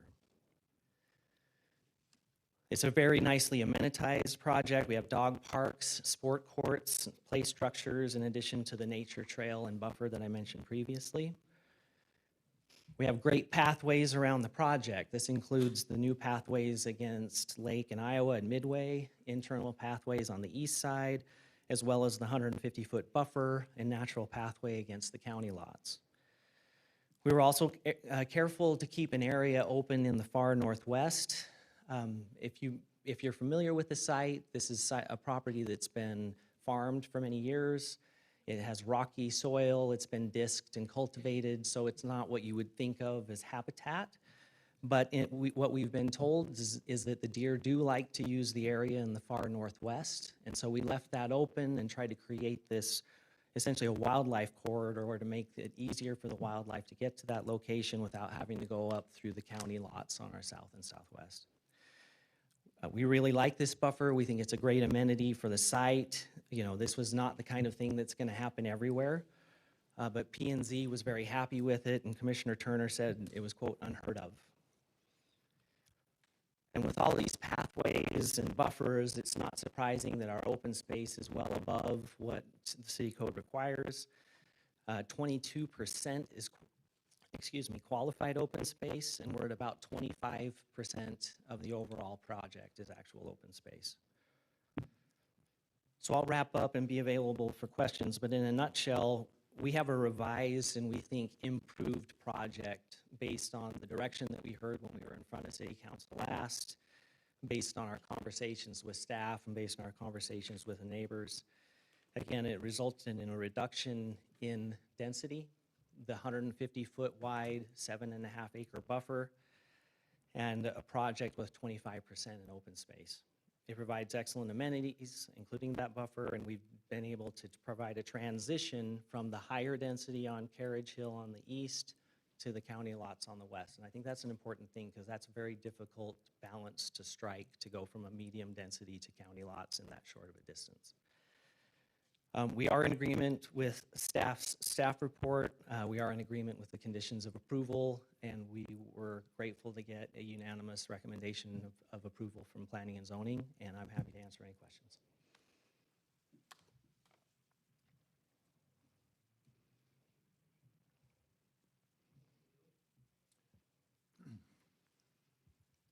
Trying to see the lot and block as far as the map, but there's a lot that's on the corner slightly to the north of where you have some of your green space improvements.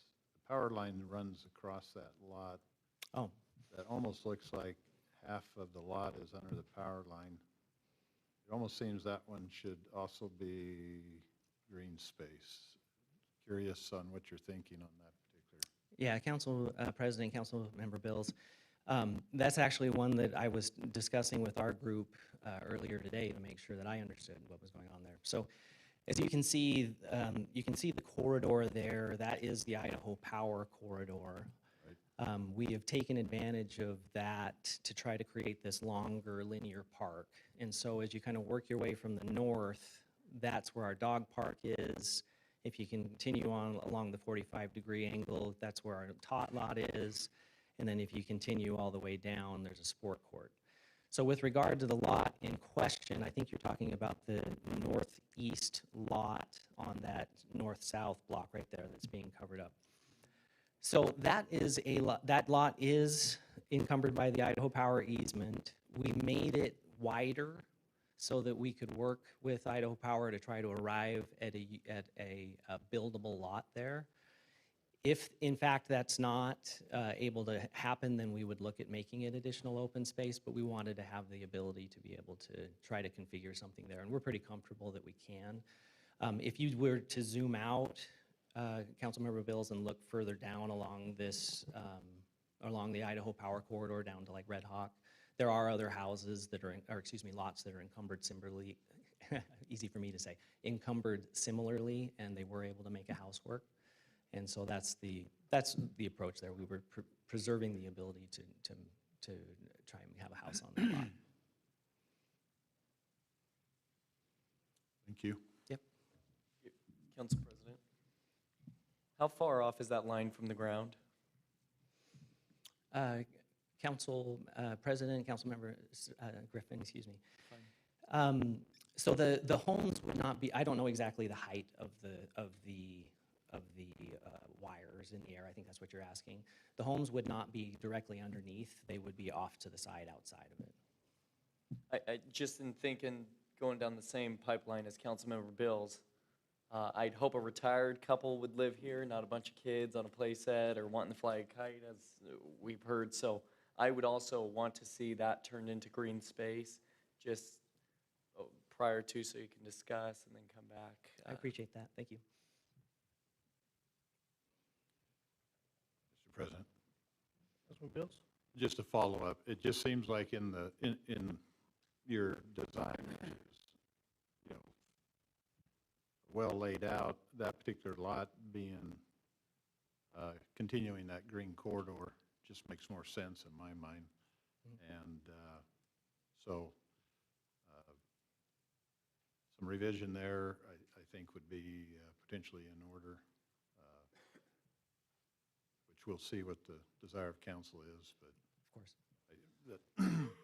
it's just one of the issues that stood out at me when I reviewed this.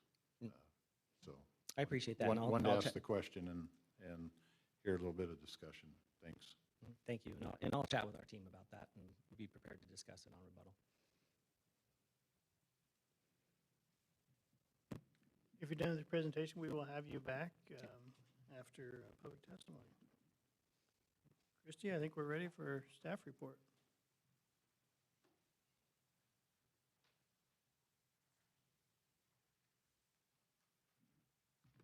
Thank you, Council President and council members. I am Christy Watkins, the Principal Planner for the City of Nampa.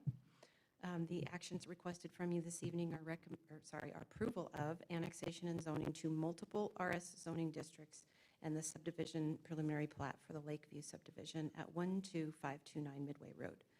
On this map, the blue shaded area is RS 22 at 14.86 acres.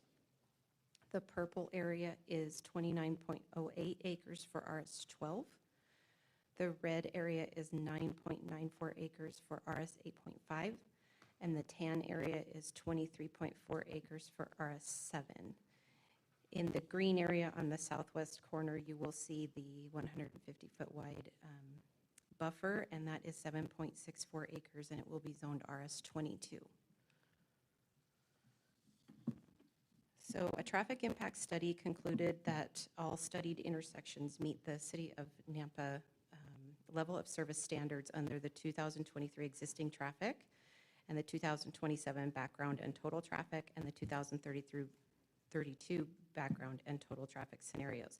This traffic study would have been from the previous proposal, so now they've actually brought those numbers down. Turn lanes were found not to be warranted at all studied intersections. The Nampa Engineering Division may require a striped center turn lane at West Capriona Drive and Midway Road intersection if it is found that there is sufficient space to accommodate that striping. The Midway Road and Lake Lowell Avenue intersection was found to have a high crash rate during the 5-year period between 2017 and 2021. Canyon Highway District 4 converted the intersection to an all-way stop in 2020, and there have only been 2 reported crashes since then. There are no documented fatality crashes during that period at any of the studied intersections.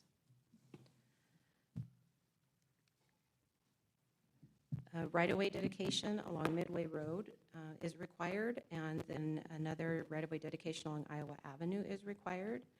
They will be required to construct frontage road improvements along Midway Road and Iowa Avenue, including curb, gutter, and sidewalk, and full pavement widening for roads classified as locals and collectors. The proposed site accesses on Midway Road and Iowa Avenue, and they meet our access management policy.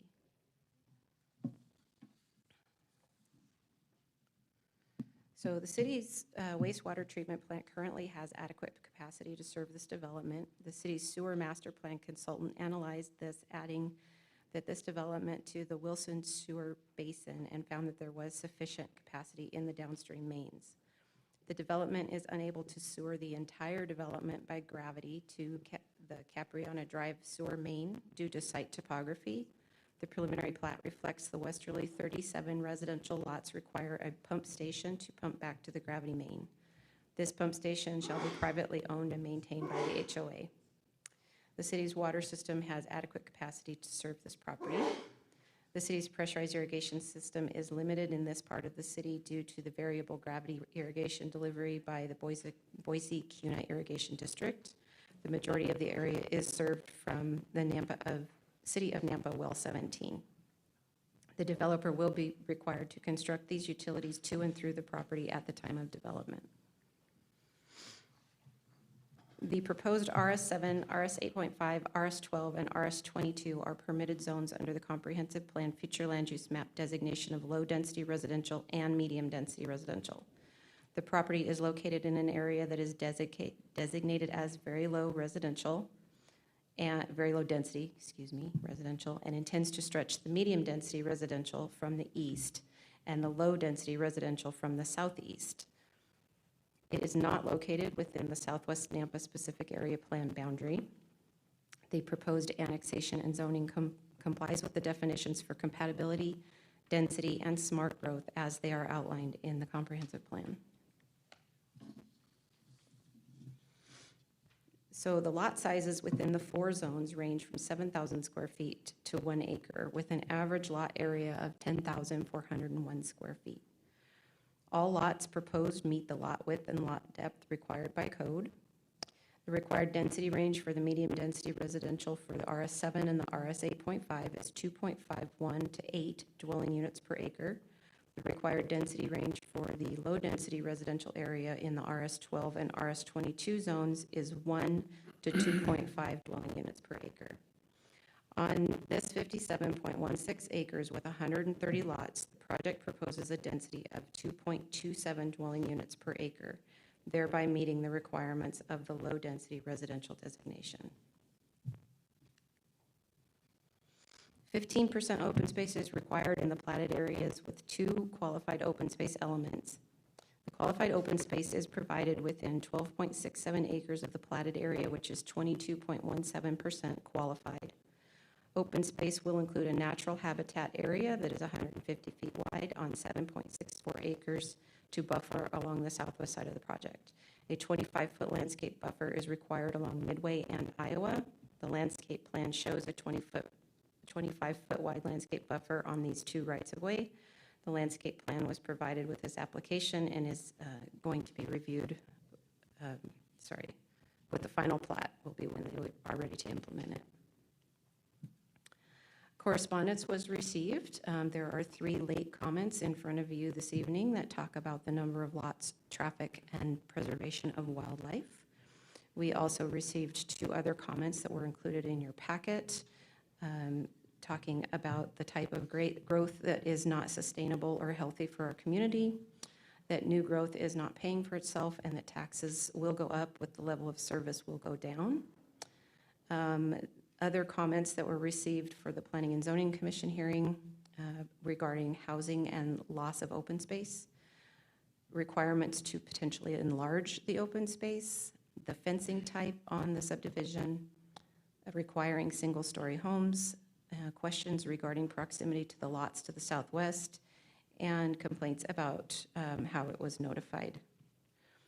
Boise-Kuna Irrigation states that the property has no surface irrigation as it is on high ground. Nampa GIS requests some street name changes. Nampa Code Compliance found that there were weeds and debris that needed to be removed. The Nampa Police Department recommends a commitment to fund .43 officers and .23 support staff. Fire Department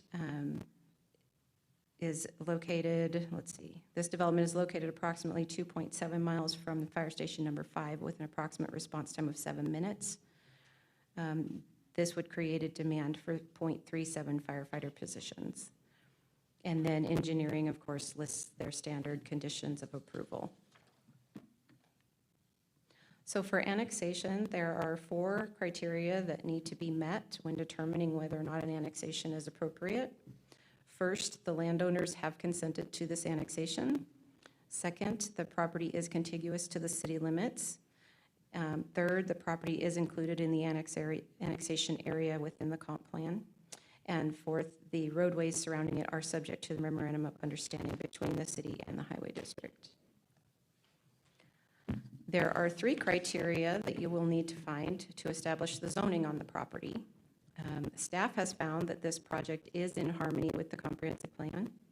It proposes a set of uses that is compatible with adjoining current and future uses in that area, and is in the interest of the public and reasonably necessary because it has proposed a subdivision layout that will extend city utilities, will install frontage improvements, is compatible with the surrounding uses, and it complies with all adopted city codes. So should council choose to approve these requests, staff recommends the approval with conditions as listed in your staff report.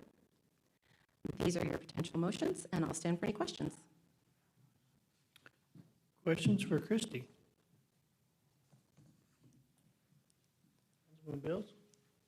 Chrissy, I'm not sure it's definitively yours, it may be Daniel's.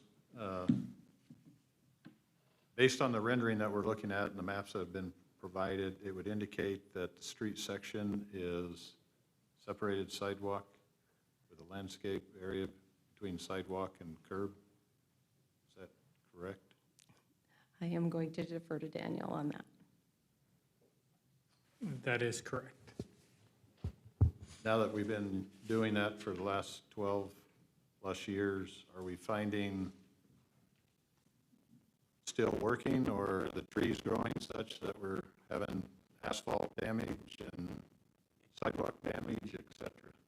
In the newer areas where we have the limits on the type of trees that go in there, we have not been seeing the sidewalk and roadway damage that we see in the older areas of town with, you know, the large oak trees and sycamores and that type of stuff. So we're still good with that concept? Correct. We have an alternate, we have the option for both detached and attached sidewalks in our standard, our policy manual, to give the option for developments to have the aesthetic looks that they're going for. We do require on developments that the entrance to the subdivision have detached sidewalks. They can go to the attached sidewalks once they get in, depending on the size. If really small developments, we don't require that, but on something of this size, they would at a minimum be required to have that on their entry roads. But they have elected to propose the entire subdivision with that, and that is acceptable with our policies. Thank you. Thank you. Any other questions for Christie? Thank you, Christie. Good job. Thanks. All right, we'll move into our public testimony. And a reminder, when you step forward, state your name and address, and you'll have 3 minutes to talk. So, Madam Clerk? Mr. Chair, we do have some individuals that have signed up in advance, and our first speaker is Jill Hallows.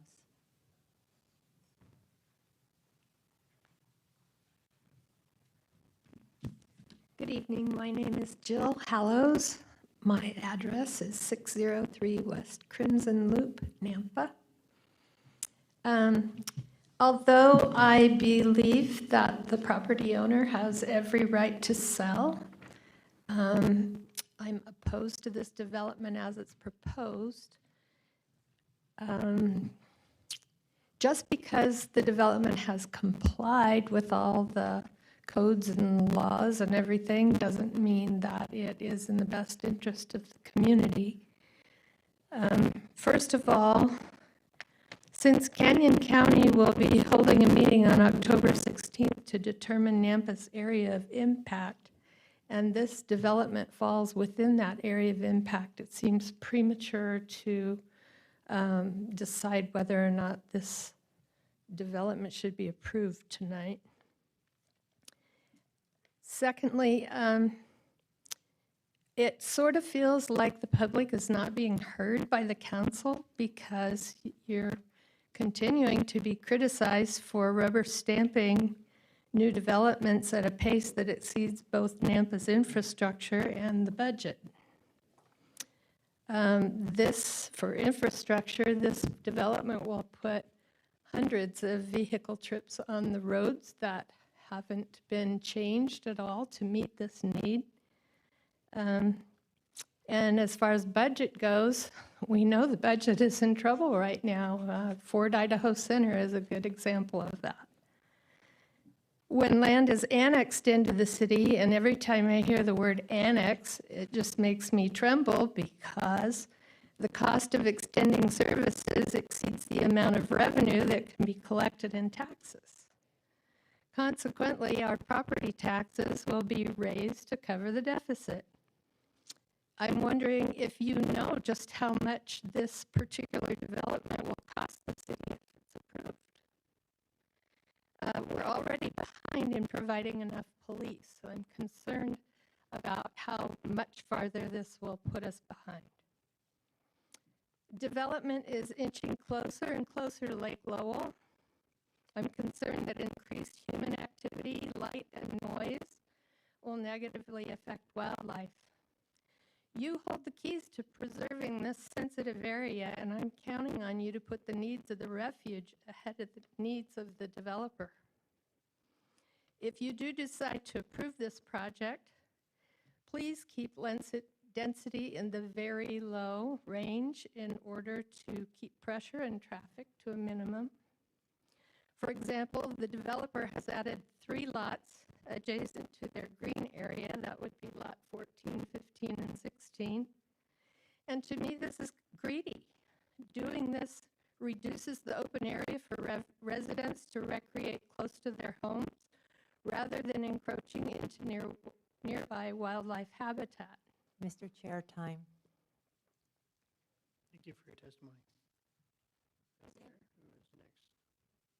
I just want to say something really quickly. Jill, you are correct. The growth isn't funding growth, and stopping growth would be somewhat detrimental to the city because the impact fees that we rely on coming in to help pay for certain things like police would no longer be coming in if we stopped growth. So I strongly recommend that you guys speak with your legislators about House Bill 389 and get some reform so growth can start funding growth again, because we are down $5.8 million in our base because of that, and it is detrimental, and you are correct. Thank you. Mr. Chair, our next speaker is Cheryl Higley. And if we can save our comments to where it's council discussion time, that'd be great. Cheryl? Sorry. Good evening, President Reynolds and council. Please pull out the maps that I provided while I say my name and address. I'm Cheryl Higley at 12441 South Abbott County Way here in Nampa. While I appreciate the fact that this proposal is significantly better than the previous one that this developer presented last year, and I had hoped to be supportive of it, I find that I cannot be because I have a grievance against them. At the neighborhood meeting, I reviewed map number 1, which is the first map that I gave you, which showed what they were proposing. And I suggested that they eliminate the road, shown in red, shift the houses that are to the left of the green space, and open it up so that there would be a nice large area for kids to play. Since I grew up in a mobile home park and we had to play in the streets, having a safe place to play is a concern that I know some of you share, such as Councilwoman Jaggula has mentioned it before. When Marcel, the developer's representative, who we met with several times, he was very gracious in doing that. When he called me at a later date to arrange another neighborhood meeting, I was glad to hear that they had incorporated my suggestion into their new design, until I saw the map, number 2, and realized advised that they had filled the space that I had opened up with 3 houses. I expressed my disapproval on the spot, that this was totally contrary to my intention. And it's contrary to the whole purpose of the neighborhood meetings, which are supposed to be for the developers to listen to the neighbors and mitigate concerns so that the development will be more agreeable to them, not less so. So please, if any of you make a motion to approve, please make a condition that the 3 houses be removed. I ask you to do that. On a separate note, due to the 2017 study that has come to light recently, which indicated that the ratio for cost of services over the tax revenue for residential property, the ratio is 1.49. This is quantified. The growth is not paying for itself, and an updated study is desperately needed before we continue to approve more growth, especially those that are not infill.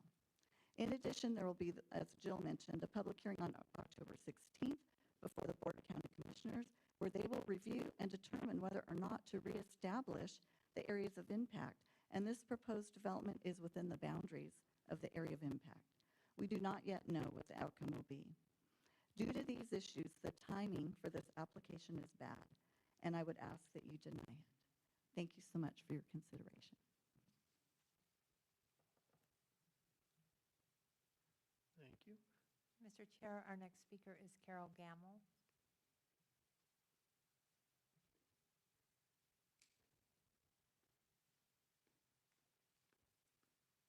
Good evening. I'm Carol Gamble, 12606 Murray Lane, here in Nampa. My residence is approximately right over here. I just want to know why we keep putting more and more homes. We have already turned Nampa into, every week we see more and more crime, and we just keep adding more people and adding more people. And if you've driven down Iowa, it's a pretty narrow road. It's already filled with traffic because people are commuting now from Caldwell into Nampa, that side of Nampa. It's packed with traffic. I just think adding more right now is, we got to fix our roads before we add more homes in and more people traveling. And we're already, on where I live, already seeing less of the wildlife because we're just adding more and more people. Carriage Hill was enough. We're already up against almost the lake. When is enough enough? It's just getting out of hand.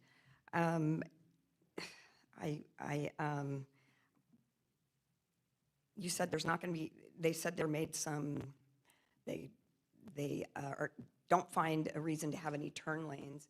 I don't know how that's going to work with that many houses in there off of Iowa especially. It's such a narrow road. I wish you would look at that, consider some of that. This timing isn't great. Also, let me look at my notes here. We watched what happened with Carriage Hill West, where that developer was not honest. And look what happened to a couple of those residents that lived on Iowa. Their trees were killed. Their house, their paint on their homes were destroyed because that development just got in there and wham, for 3 or 4 years, it took them and the paint was destroyed on their homes. No one cares about that now, and it's kind of sad. Those people have lived there a long time. I've lived there a long time, 40 years. I just hate to see it just destroyed. My husband's already to the point where he's done. We're going to move. And I did not want to get emotional. I also watched my friends on Swartz Corner. They put a subdivision next to them, and of course their last name is Swartz. And all of a sudden the developer said, I know we made an agreement and we signed it, but we just can't do part of it after they already have the subdivision in. So is that going to happen to us? Is that buffer going to go away? Are we really going to get 150 feet? Is that going to happen? Are those 3 houses going to be stuck in there? I don't know when. I just wish we could get some honesty from them and it's really going to happen the way that they say. This is better than what they wanted to do last time, but I'm begging you to look at all of the other. When did they do that? The impact on Mr. that? Chair, time. Anyway, so that's enough. Please think about it. Thank you for your comments. Mr. Chair, we do not have anyone else that would like to speak on this. All right, that is us back to our applicant for rebuttal and some closing remarks. Oh, anyone else would like to speak before we get there?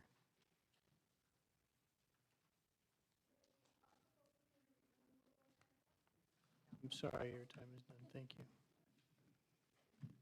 Mayor and members of the City Council, thank you for the opportunity to stand before you today. Would you please state your name and address for us? Thank you. Susan Weaver. My address is 3653 South Pemet Avenue in Boise, Idaho. My name, again, is Susan Weaver, and I'm here tonight on behalf of Karen and Bob, the owners of the property, who are respectfully requesting your recommendation for approval of the Lakeside neighborhood. My client's family has owned and farmed this land for many years. In fact, they still live in the home and plan to stay there indefinitely. If you notice on the map, the corner in the southeast corner, I don't know, down here, that's Anderson's home. They live there, have always lived there, and will plan on continue to live there. So I'm a farm girl right here in Idaho, and I have a good understanding of the importance of water accessibility and access to the property. With the surrounding area now developed into residential subdivisions, for the most part, it has become increasingly difficult and costly to continue agricultural operations. Both the owners and the developer could not get any farmer to farm the property for the last couple of years. The property was once adjacent to open farmland, and the land next to the property is now developed with residential subdivisions. This growth has brought limited access to the property with the traffic from adjacent subdivisions, making it difficult for the owners to lease the land for farming. You couldn't get a 4850 anywhere near that property. We no longer have adequate access with modern farm equipment in any way to get to the property, and the property relies solely on well water with no surface water rights. So rising irrigation and power costs have made farming unsustainable. Given the growth around us, we believe the best and most responsible next step is to transition the property to residential use. This would, number one, align with adjacent subdivisions and planned development. Number two, eliminate the operational challenges caused by surrounding growth. And number three, help meet Nampa's growing demand for housing. We were here approximately a year ago. You probably remember me. I was here last year with the same developer at the same time, and it didn't pass. The City Council had many requests about specifics about the development and suggested the developer come back with the requested changes. And I appreciate that they went back to the table and made every effort to make every change that was requested of them by the council. The developer has done all of these items in order to satisfy what they thought that they would like, the City Council would like to see in this project. The owner's family have been proud to contribute to Nampa's agricultural heritage and now hope to support the city's future growth with a thoughtful, well-intended residential community. Mr. Chair, time.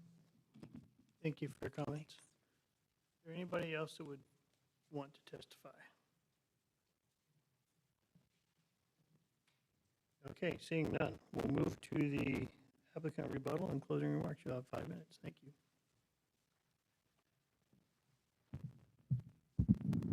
Thank you, Council President. I'll be brief, but happy to answer any questions that come up. But just a couple of kind of general 30,000-foot points. You know, there are some times when you kind of try to look at what that open space percentage is or what that density amount is, and you try to calculate it and you get as close as you can and do what you can. That's not this application. This application has gone way above and beyond in ways that, like I say, I haven't really seen in the 20 years that I've done this. There is 25% open space, 150-foot buffer. These are pretty remarkable things. And they speak to a mindfulness of the location, you know, a mindfulness of the fact that we've got medium density on one side, we've got county neighbors on the other side. How do we do a project that fits? And we have not been rubber stamped, right? This is, we were here about 18 months ago and got a denial, and we listened very carefully to this council and tried to come up with something that we thought would address all of the concerns that had been raised. So let me throw a couple of items in here as and before I stand for questions. One, I did want to thank Cheryl. Thank you for your input. We did appreciate the time chatting with her. Her suggestions made the project better. I'm clear on that. That allowed us to consolidate that linear open space that you can see on the map.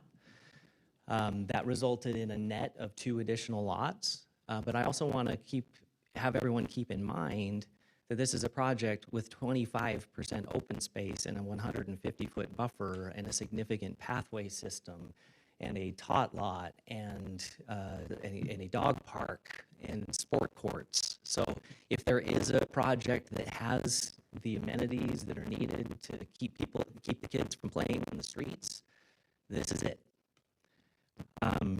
Then the one last thing that I'd say, Councilmember Bills, the lot that you'd referenced, and I went and looked it up because I couldn't read the map either, is lot 1 of block 5.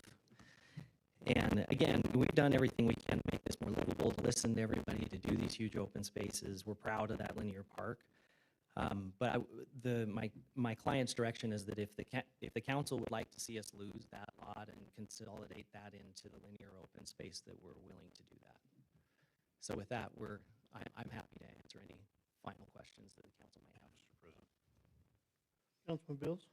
So a follow-up thought for consideration in looking at the layout would be appreciate that you've discussed lot 1 and 15 and 16 across the street was also in the public comments.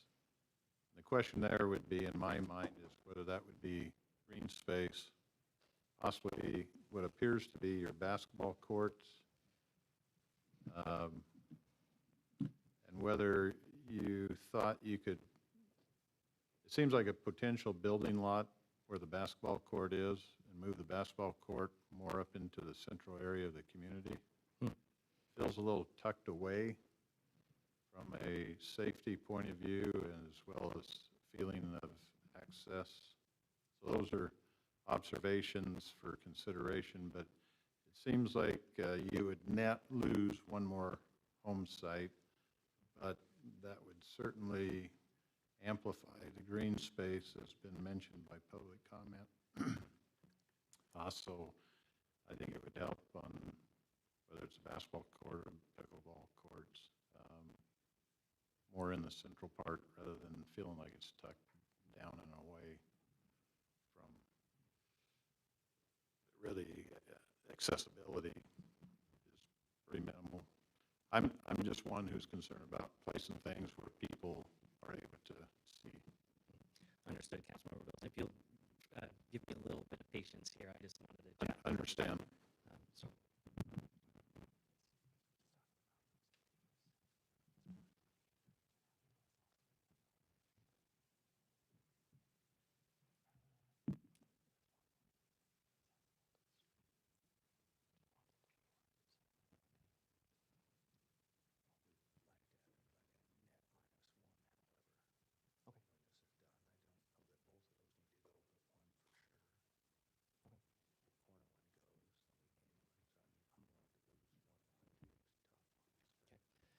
Councilmember Bills, just to say that a little louder for the record. So the developer is willing to lose the lot 1 that I mentioned before.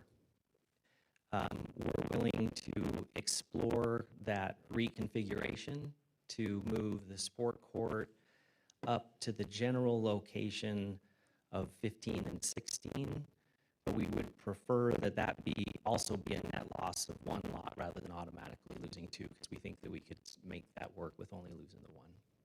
Does that track?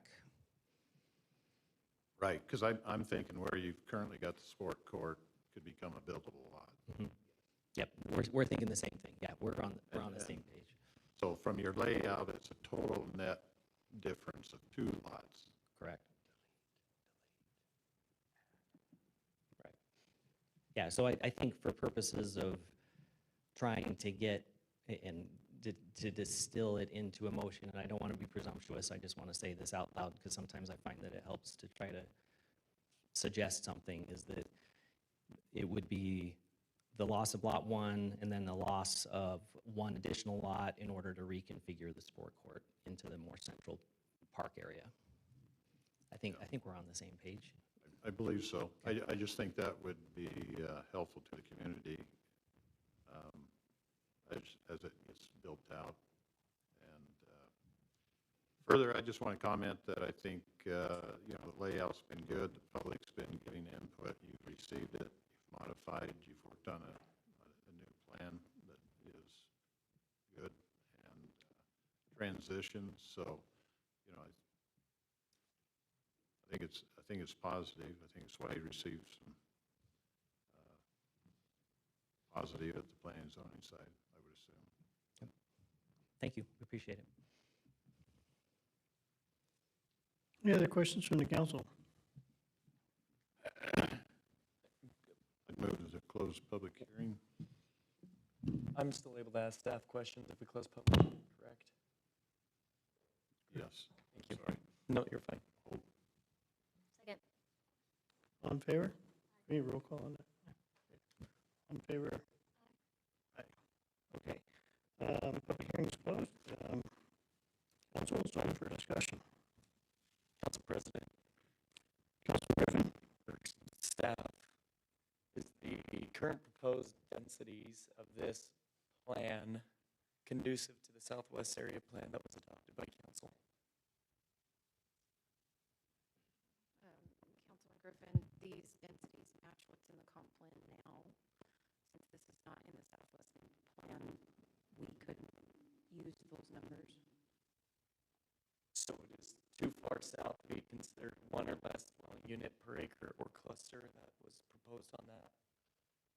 That plan, I know it has the charted dashed lines throughout, so obviously it falls just south because Lake Lowell's there next to Iowa. That green area still encumbers that area, so would it be reasonable or unreasonable to assume that it would fall under that designation? So we're stretching comp plan boundaries from the east and from the south to be able to get the densities that we need, which is allowed in our comp plan currently. To leave it with the very low density residential would knock their pro forma out of line. Thank you.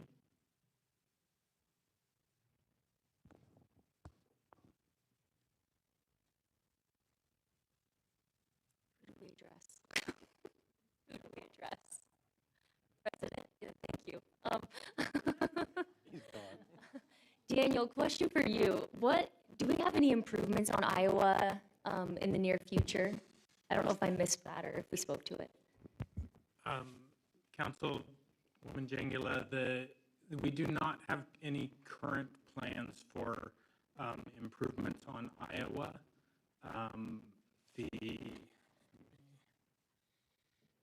Look at one thing on my staff report.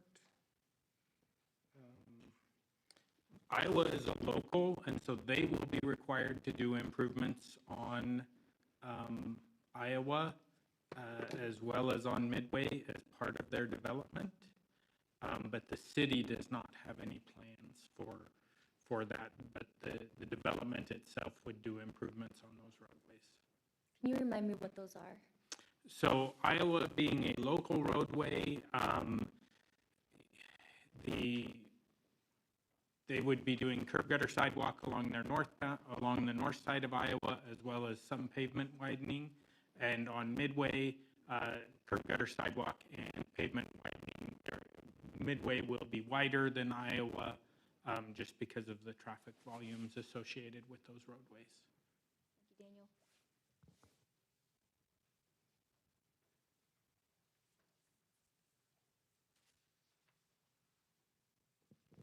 Doug, it's my understanding that you have some information for us about sales tax revenue for development? I figured out last week a way to estimate the impact of sales tax revenue on substantial new construction sites, although it applies to just about everything. The way the state determines the revenue sharing of sales taxes is primarily based on population. There are reconciliations that go along each and every quarter when they issue them, and then annually they update it. But if you had a substantial, or even a small one, it still has the same impact. The last quarter, the state paid us sales tax of about $25.87 per head count. So that was a population base of 117,640, I believe. And that was just over $3,036,000. As our population increases, we will get more sales tax. So if we look at a particular subdivision and we have an estimate on how many the increase in head count, when we're determining the cost of new growth, we factor in not only the real estate or the property taxes, but now I can estimate the amount of money coming in from sales tax. And that puts us to a point over the edge where even if we have a substantial investment in some cost, over time, the growth will pay for the growth. We can look at we have to take averages. What's our average head count per acre? What's the density of the particular subdivision? What's the time duration for the growth?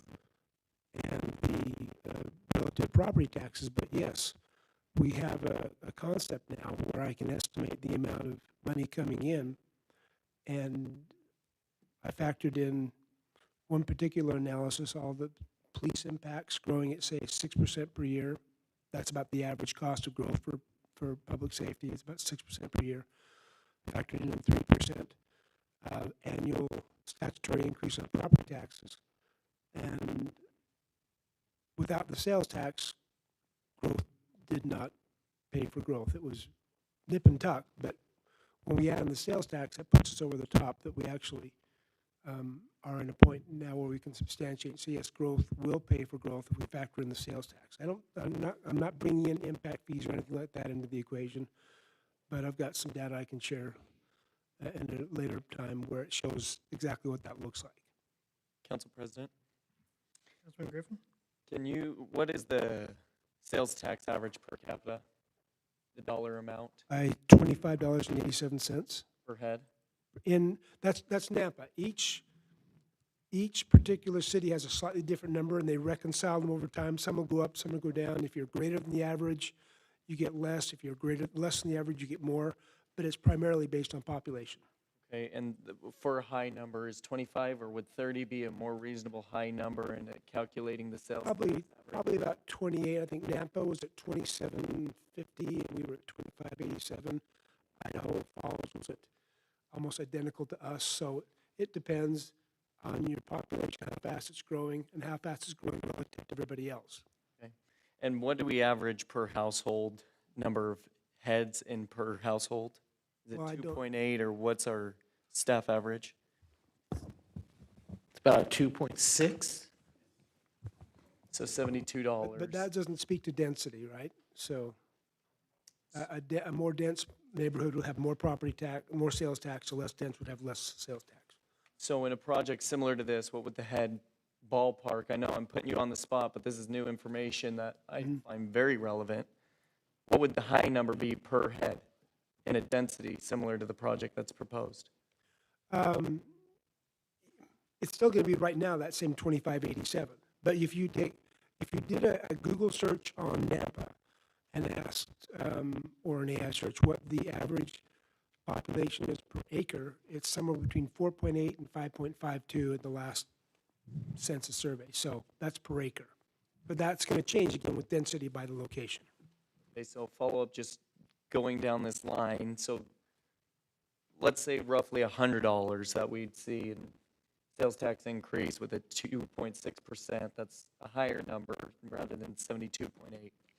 Previously in a workshop, you had mentioned that growth, if we wanted to maintain our levels of service, we're off about $700, I think was the number, 700 or 800. We were short because I was looking at property taxes only. And then I started thinking about how I could evaluate what the impact of sales tax would be. And that's why we just added that in. I just had the little mini epiphany. Probably should have thought of it earlier, really. But since it's population-based, yeah, we can estimate it. Okay, so in estimating that, I hear $72, maybe $100 per household, per rooftop. But before, not considering sales tax, so that's fine, we'll leave it out for a second. You had said $700, so we're still short $600 per household if we. I don't know, the $700 you mentioned, I really don't know where that one's come. I don't think I've ever come up with a $700 per household figure. In the workshop with Rick Hoggeball, we had sat down and did the calculation of the numbers, and I think if we wanted to look at this more detail, we can probably do so. I don't know that it's probably the appropriate place to hash out the numbers here in council. And Council President, I mentioned, and Councilman Griffin, we have a workshop this Thursday covering a similar topic. That would provide staff enough time to maybe drill down some more questions. then all due respect, I don't know why we bring up the topic at all. I don't know why we bring up sales numbers if we're not going to discuss the numbers. So I'll leave it where it's at. I won't say any more. I have a question. Councilman Rodriguez? Thank you.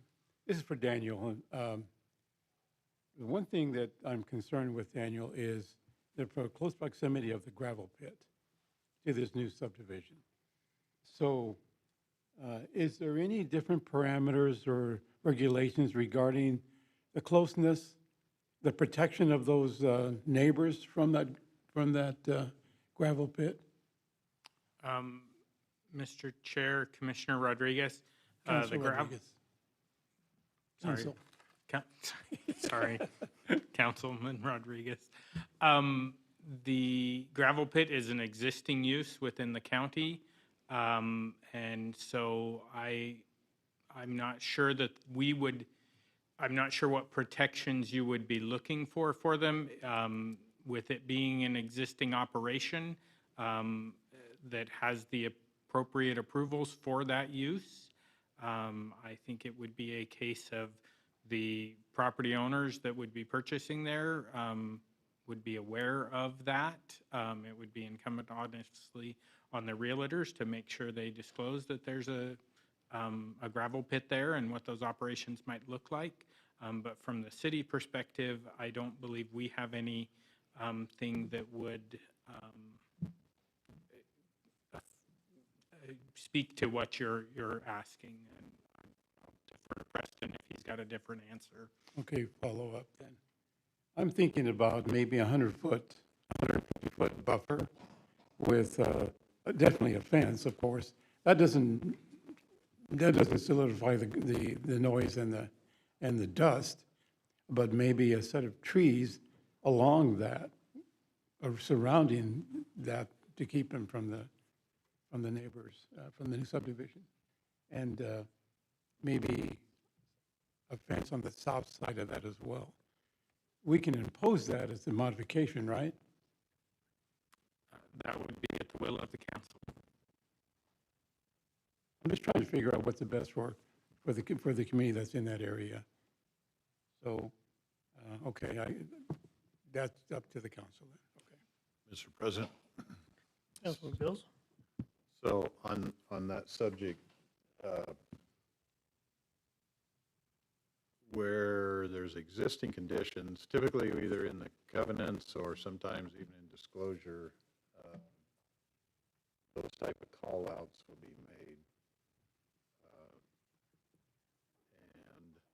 And so that folks know that they're buying near.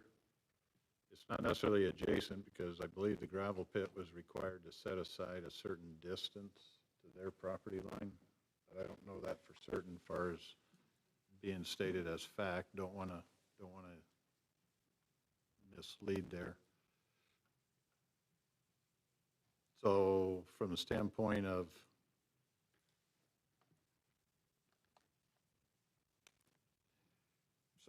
that's the typical is to disclose that you're near something if there's a possible hindrance to future buyers instead of buying and then moving in and then here issues.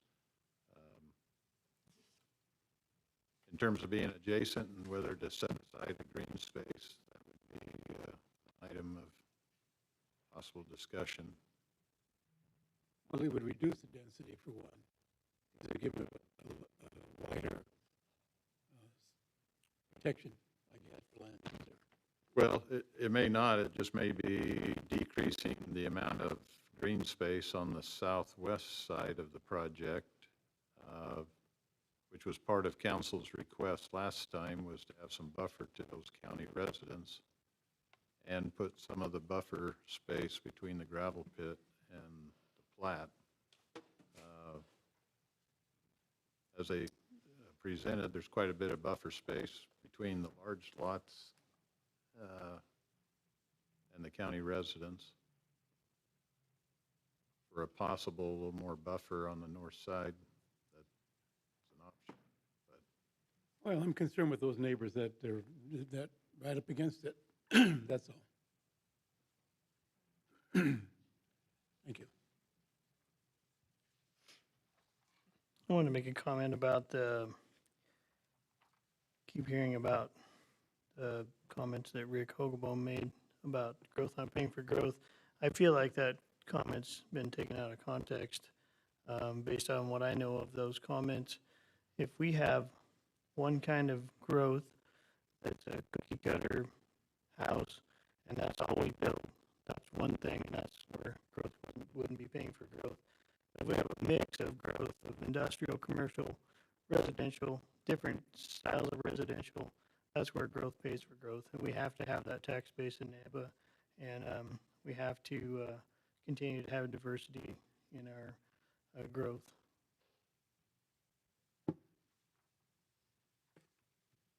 Well, your comments remind us of the chart that I think, Doug, you may have presented, but also I think when the clerk and state tax commission consultant came, you had a chart that split out the various densities and what they were paying for and others were not necessarily. It was more like this was not, that chart was not based on density, but was based on, I think, one particular project and how much tax revenue we could get versus the public safety costs. And that was, then it was augmented more later when Steve Onifray and I got together at Canyon County and looked at the impact of 389 and 673 and how much we were not getting in property taxes. So, I mean, I can always refresh those and bring them back to the council and share the information, but yeah, it's just. From my side, the size of what's being proposed in this revise is larger home sites, more likely a little more or equal or more upscale than across the street. So from a property tax point of view, this project should bring more than others that we've.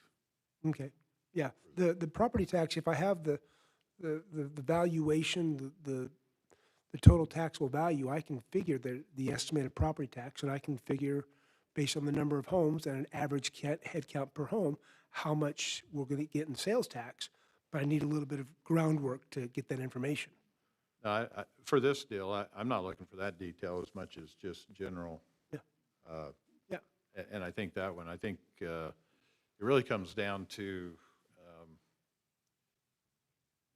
whether there's a little more of a buffer strip on the north side, looking at this plat. We don't know where Cope's at when they run out, their timing on running out of gravel and not being able to expand any further. But as we have modified, I'd like to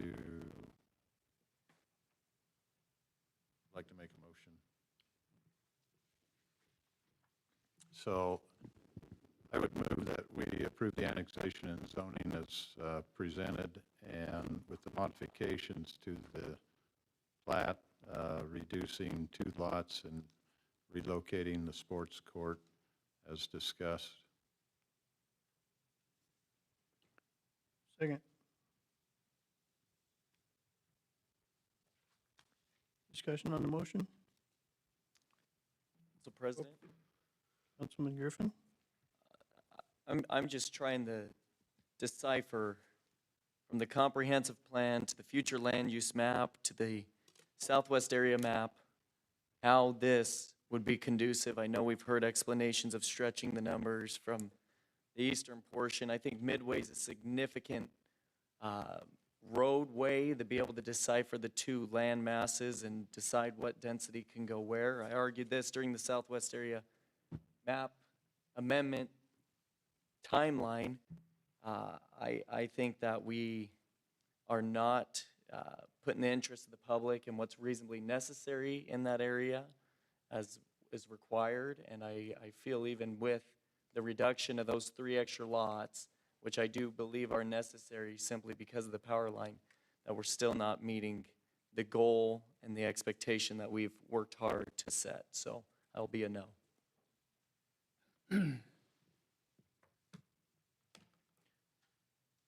Preston, would you like to talk about potential reasons for denial of this project and what our guidelines are before we call for a vote? Council President Reynolds,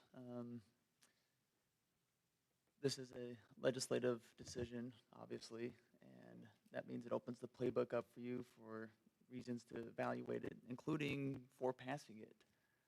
This is different than other hearings we have where you're calling balls and strikes on an application. A denial here, again, the playbook is open, but to a certain degree. I think we've talked about some of the costs paying for itself, growth paying for growth. I know we haven't tossed out the term mitigation fees, but that'll be a point of discussion for Thursday. Make sure not to today. Appreciate that. But as you make your decision here, it really opens the playbook up for an application like this, the amenities it provides, and for finding a path forward. It really does. And so feel empowered in this type of a decision to find a path forward if you feel like there is one there. President. Thank you. I'm sorry, President. I didn't know if you were coughing or you had something to say. No, I'd get CPR from these 2 if I did, so. You gave him $20 a piece. There you go. I think this is a good plan initially, and I am concerned though of the land restraints, the growth restraints with the dead ends on the east and the south, which forces the traffic back into the Nampa on the east side, which is a whirlwind approach for density in a confined area. Also, it affects the traffic signals, that there aren't any, by the way, on the streets and roads that are already full of congestion and traffic. Another thing is that we always talk about growth doesn't pay for growth, growth pays for growth. It's in the eye of the beholder. That's where it's at. And the beholder is the taxpayers. That's who's beholding this. And that's what we have to be concerned about. Maybe this project will bring in millions of dollars, but in the meantime, it will bring in millions of dollars from our pockets for infrastructure, for taking care of our streets, for city services. What do we do in the meantime? That's the critical question. And Doug, I know you brought up something we're not supposed to talk about, but maybe that's an avenue that would help us and relieve us of that cost that we're having to pay all the time for the growth. One thing is the density issue that I still have here. The other thing is police services. We have had so few police officers we've been able to hire or employ because of taxes. We even had to accept a foregone this year. And so I think development is good, but the timing is just not good for us right now. So I will be a no on this project. Any other comments? Mr. President, so Councilman Bills? I just think it's important for us as a council to recognize that this was turned down before. We asked for modification and come back, and the applicant has done that through planning and zoning and subsequently to here.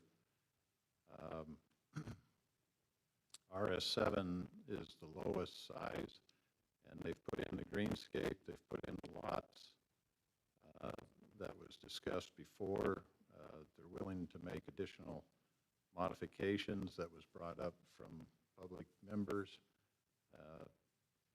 So from my side, this is kind of the last piece going to the west in this area, and it just makes sense to complete. Well, there was another, oh, I'm sorry. Well, from the standpoint of the project, in terms of growth paying for growth, well, did it pay for itself 10 years ago, 20 years ago, 30 years ago? We don't know. At times we thought yes, and other times it was questionable. And it's an ebb and flow. Part of it's the change at the legislature, which is potentially going to get changed in the future session, but is unknown.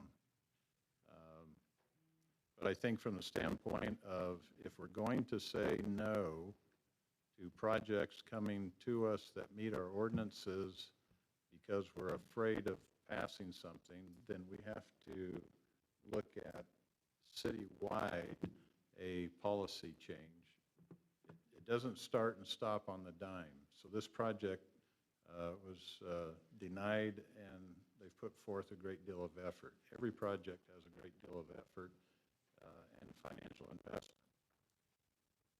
So if we're going to start onesie twosie saying no, no, no, then I think we have to be respectful to say we're not open to making more applications. And is there anything that can satisfy the issue that we have learned about? And I think finance is helping us understand it. I think the clerk's office gave us information and the graphs that we're seeing. But my big concern is that if we're going to start saying no to projects that meet our ordinance, that meet our annexation, our comp plan, then we need to look at a broader policy that's communicated. Otherwise, we're really playing a cat and mouse deceptive game from my perspective. And so I just, I'm very good for you, the applicant, but it's necessary for us to have that discussion and understanding you're in the middle of it. But I applaud, if I was changed, is that the applicant listened to what council said and what council didn't want and what the public's communicated last time and went back through the process. And If I could interject. so I'll stop there, Mr. President. Thank you. One other thing, President, if I could, is that the other issue is the 150-foot buffer with installing the trees or something that protects the neighbors. That's the other reason that I'm going to be denying. President? Councilwoman? I agree with, don't misgender me.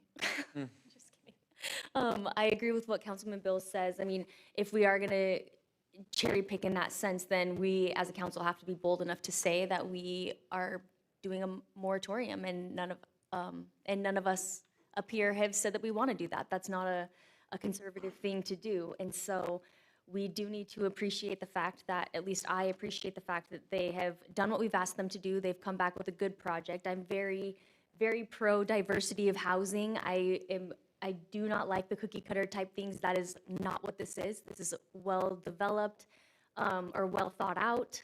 And I really like the lower density on the outside, and the buffer is amazing. The green space at 25% is far more than what we would even ask for, and the changes that they've been able to make with accommodating and moving the basketball courts up so they're more centrally located. I think that they've done a really good job at listening to us and listening to the public and bringing forth something that is going to be an asset to the community. Any other comments? We have a motion and a second. Roll call. Rodriguez. No. Chingula. Yes. Everfield. No. Griffin. No. Bills. Yes. Reynolds. Yes. Motion fails. Motion fails, and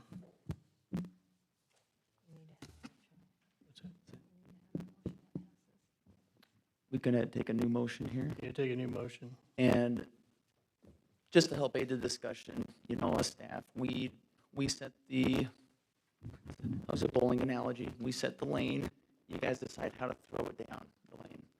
So as you continue your discussion here, yes, the playbook's open, this is a legislative decision, but you've had our chief financial officer discuss the financial impact this might have. You've had our planning and zoning director indicate his conformance with the comprehensive plan, the specific area plan, among others, and legal and engineering here as well to address your concerns. So if there is another path forward, this is the time to vet it out. If there's concerns about buffering, flesh that out. Please talk it out on the record. If you feel that we need to open up the public record for input from the applicant, we can do that as well to see if they'd be amenable to other concessions. That is an option too that you have tonight. So don't feel like your hands are tied. So, President, however, the information that we received from Doug cannot be discussed tonight and cannot be part of this decision. Councilman President and Councilman Rodriguez, I would respectfully disagree. What Doug has provided is general factual information to the extent it may apply to other aspects and that would be executive session. That is subject to confidentiality, but the general nature of it as to this application definitely is not.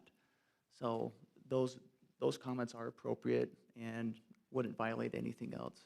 But we can't base that, our information or our votes, because we don't have all the documents, information from him to show that, instead of just word of mouth. Well, many comments, staff, respectfully, the staff provides, we do so orally. It's not always supported with a brief or a memo or something like that. So you have that permission to rely on staff's oral guidance, including Doug's, mine, and other staff here tonight. So that would be appropriate. No, and I understand that. I'm just saying that in order for me to make a decision based on what the new information is, I want to see some documents before I even go there. That's the only thing I'm saying. If I might, President, or when I made a comment on the sales tax impact, it's up to each one of you how you apply that and interpret it. I want more information to you, but what I've said is that with the addition of sales tax, and we will go over this soon in more detail, growth is paying for growth. That's what I said. So for clarification, if I could, Council President? 1 second, Councilman. I have Councilman Bills here. Am I right? So I would respectfully like to reopen the public hearing. So make that discussion, which would allow us to handle a couple items if that's. Is that a motion? That would be a motion, but want to wait for the vote if there's a second. Second. We have a motion and a second. So maybe roll call. All in favor? Aye. Aye. So I would also encourage us, if there's questions on this, that we would allow the applicant to speak towards any of the comments that have been discussed. But secondly, is whether we would keep the public hearing open, but do a continuance and let more information come back forward to allow this to stay active rather than a hard no on the project. So if that resonates with council members, that would be. And Councilman, President Reynolds, Councilman Bills, along that same vein, another variant of the same idea. We could go forward where mayor is not here tonight. We could defer this vote to a future public hearing, okay? We wouldn't open up public hearing or continue the public hearing per se, but defer the vote. Allow our mayor to listen to the entire record, have access to all of the documents. That's another variant. If you would rather have a public hearing open and continued, certainly that's an option as well. Just wanted to provide another option you have for deferring it. Preston, so we did have a motion and it passed to reopen the public hearing. Yeah. So I want to make a motion that we continue this to a date certain of, and I'll look to Rodney for that. I'm working on it. Give me just a minute. And we'll see if he can give us a date.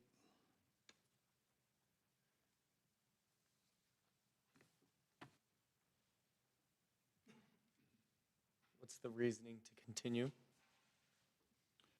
Have opportunity to have clarity to some of the discussion that we have been having and get the answers, as well as to deal with the question mark of the North Line. And I'm the Sorry. babysitter regularly over here. Thank you. You're welcome. So I think it's important for us, rather than to just deny, is to continue the public hearing, allow for the applicant, staff, and to regroup off the comments, and then be able to come back and see if there is a acceptable resolution to all of council. If while they're gathering a date, and you might have it ready, I would like to see it at least a minimum of half-acre lots, as the future land use map shows, the southwest area map shows. That would be a concession, or we can just wait to have a tiebreaker at a later date. Have a date, Rodney? I do. I've got November 3rd as a possibility there. Okay, I'll finish my motion. Motion to continue this until November 3rd. Second. Discussion on the motion? Roll call. Rodriguez. No. Bills. Yes. Haverfield.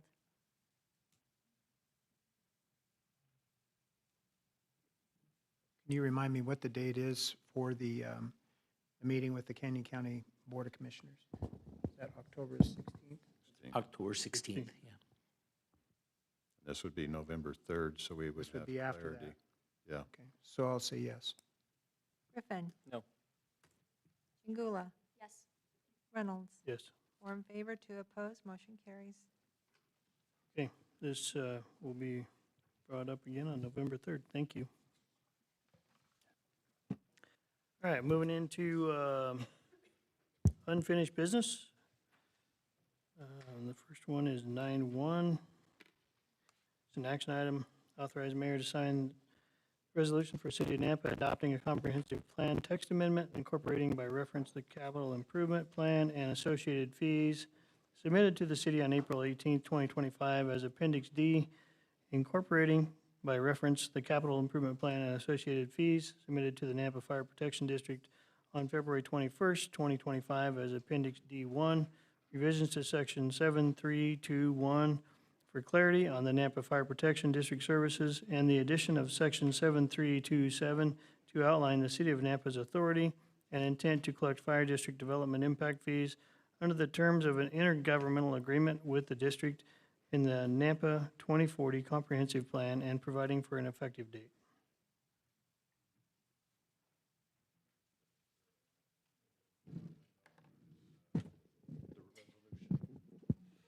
Second.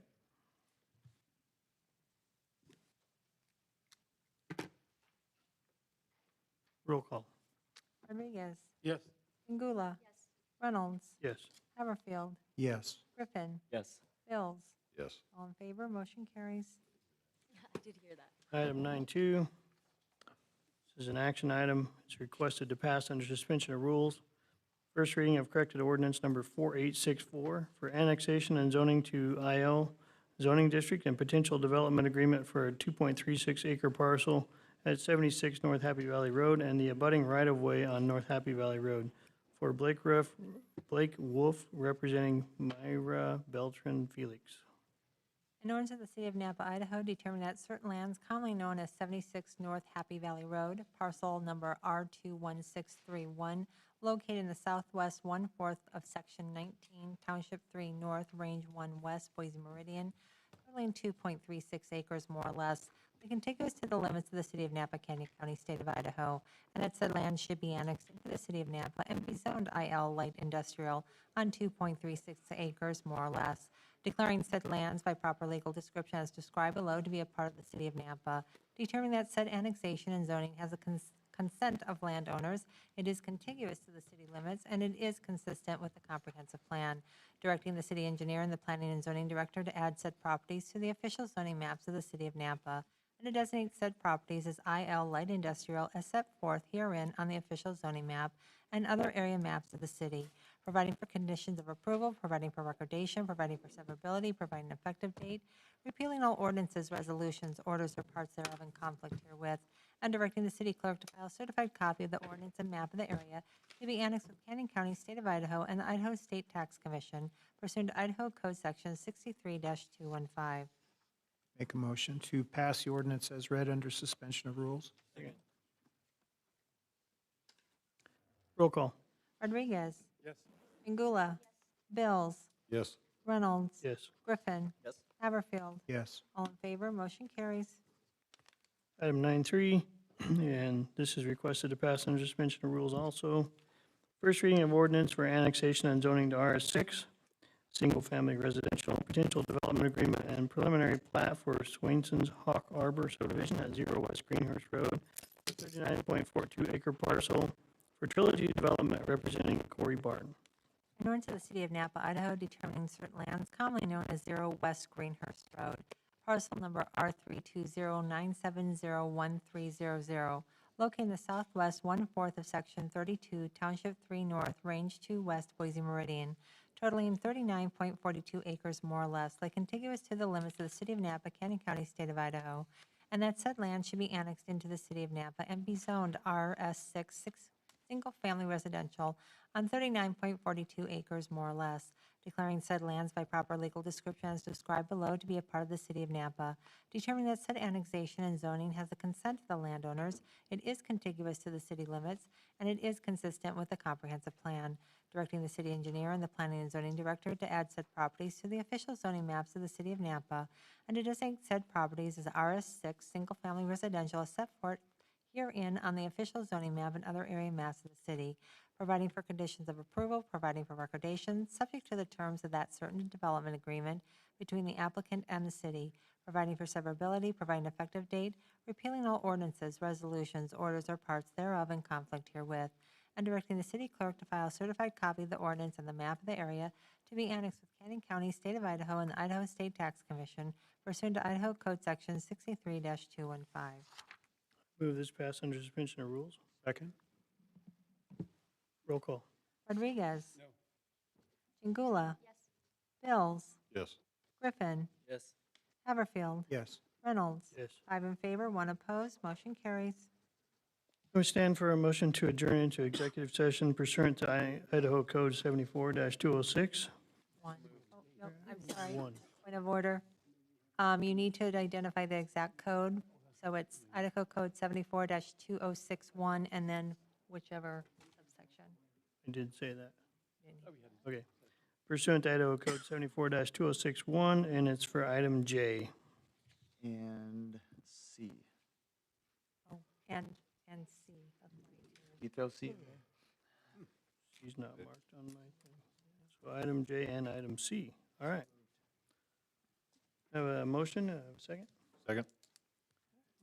All in favor? No, we have to do Nope, roll call. roll call. All right. Rodriguez. Yes. Chingula. Yes. Reynolds. Yes. Haverfield. Yes. Bills. Yes. Griffin. Yes. All in favor, motion carries.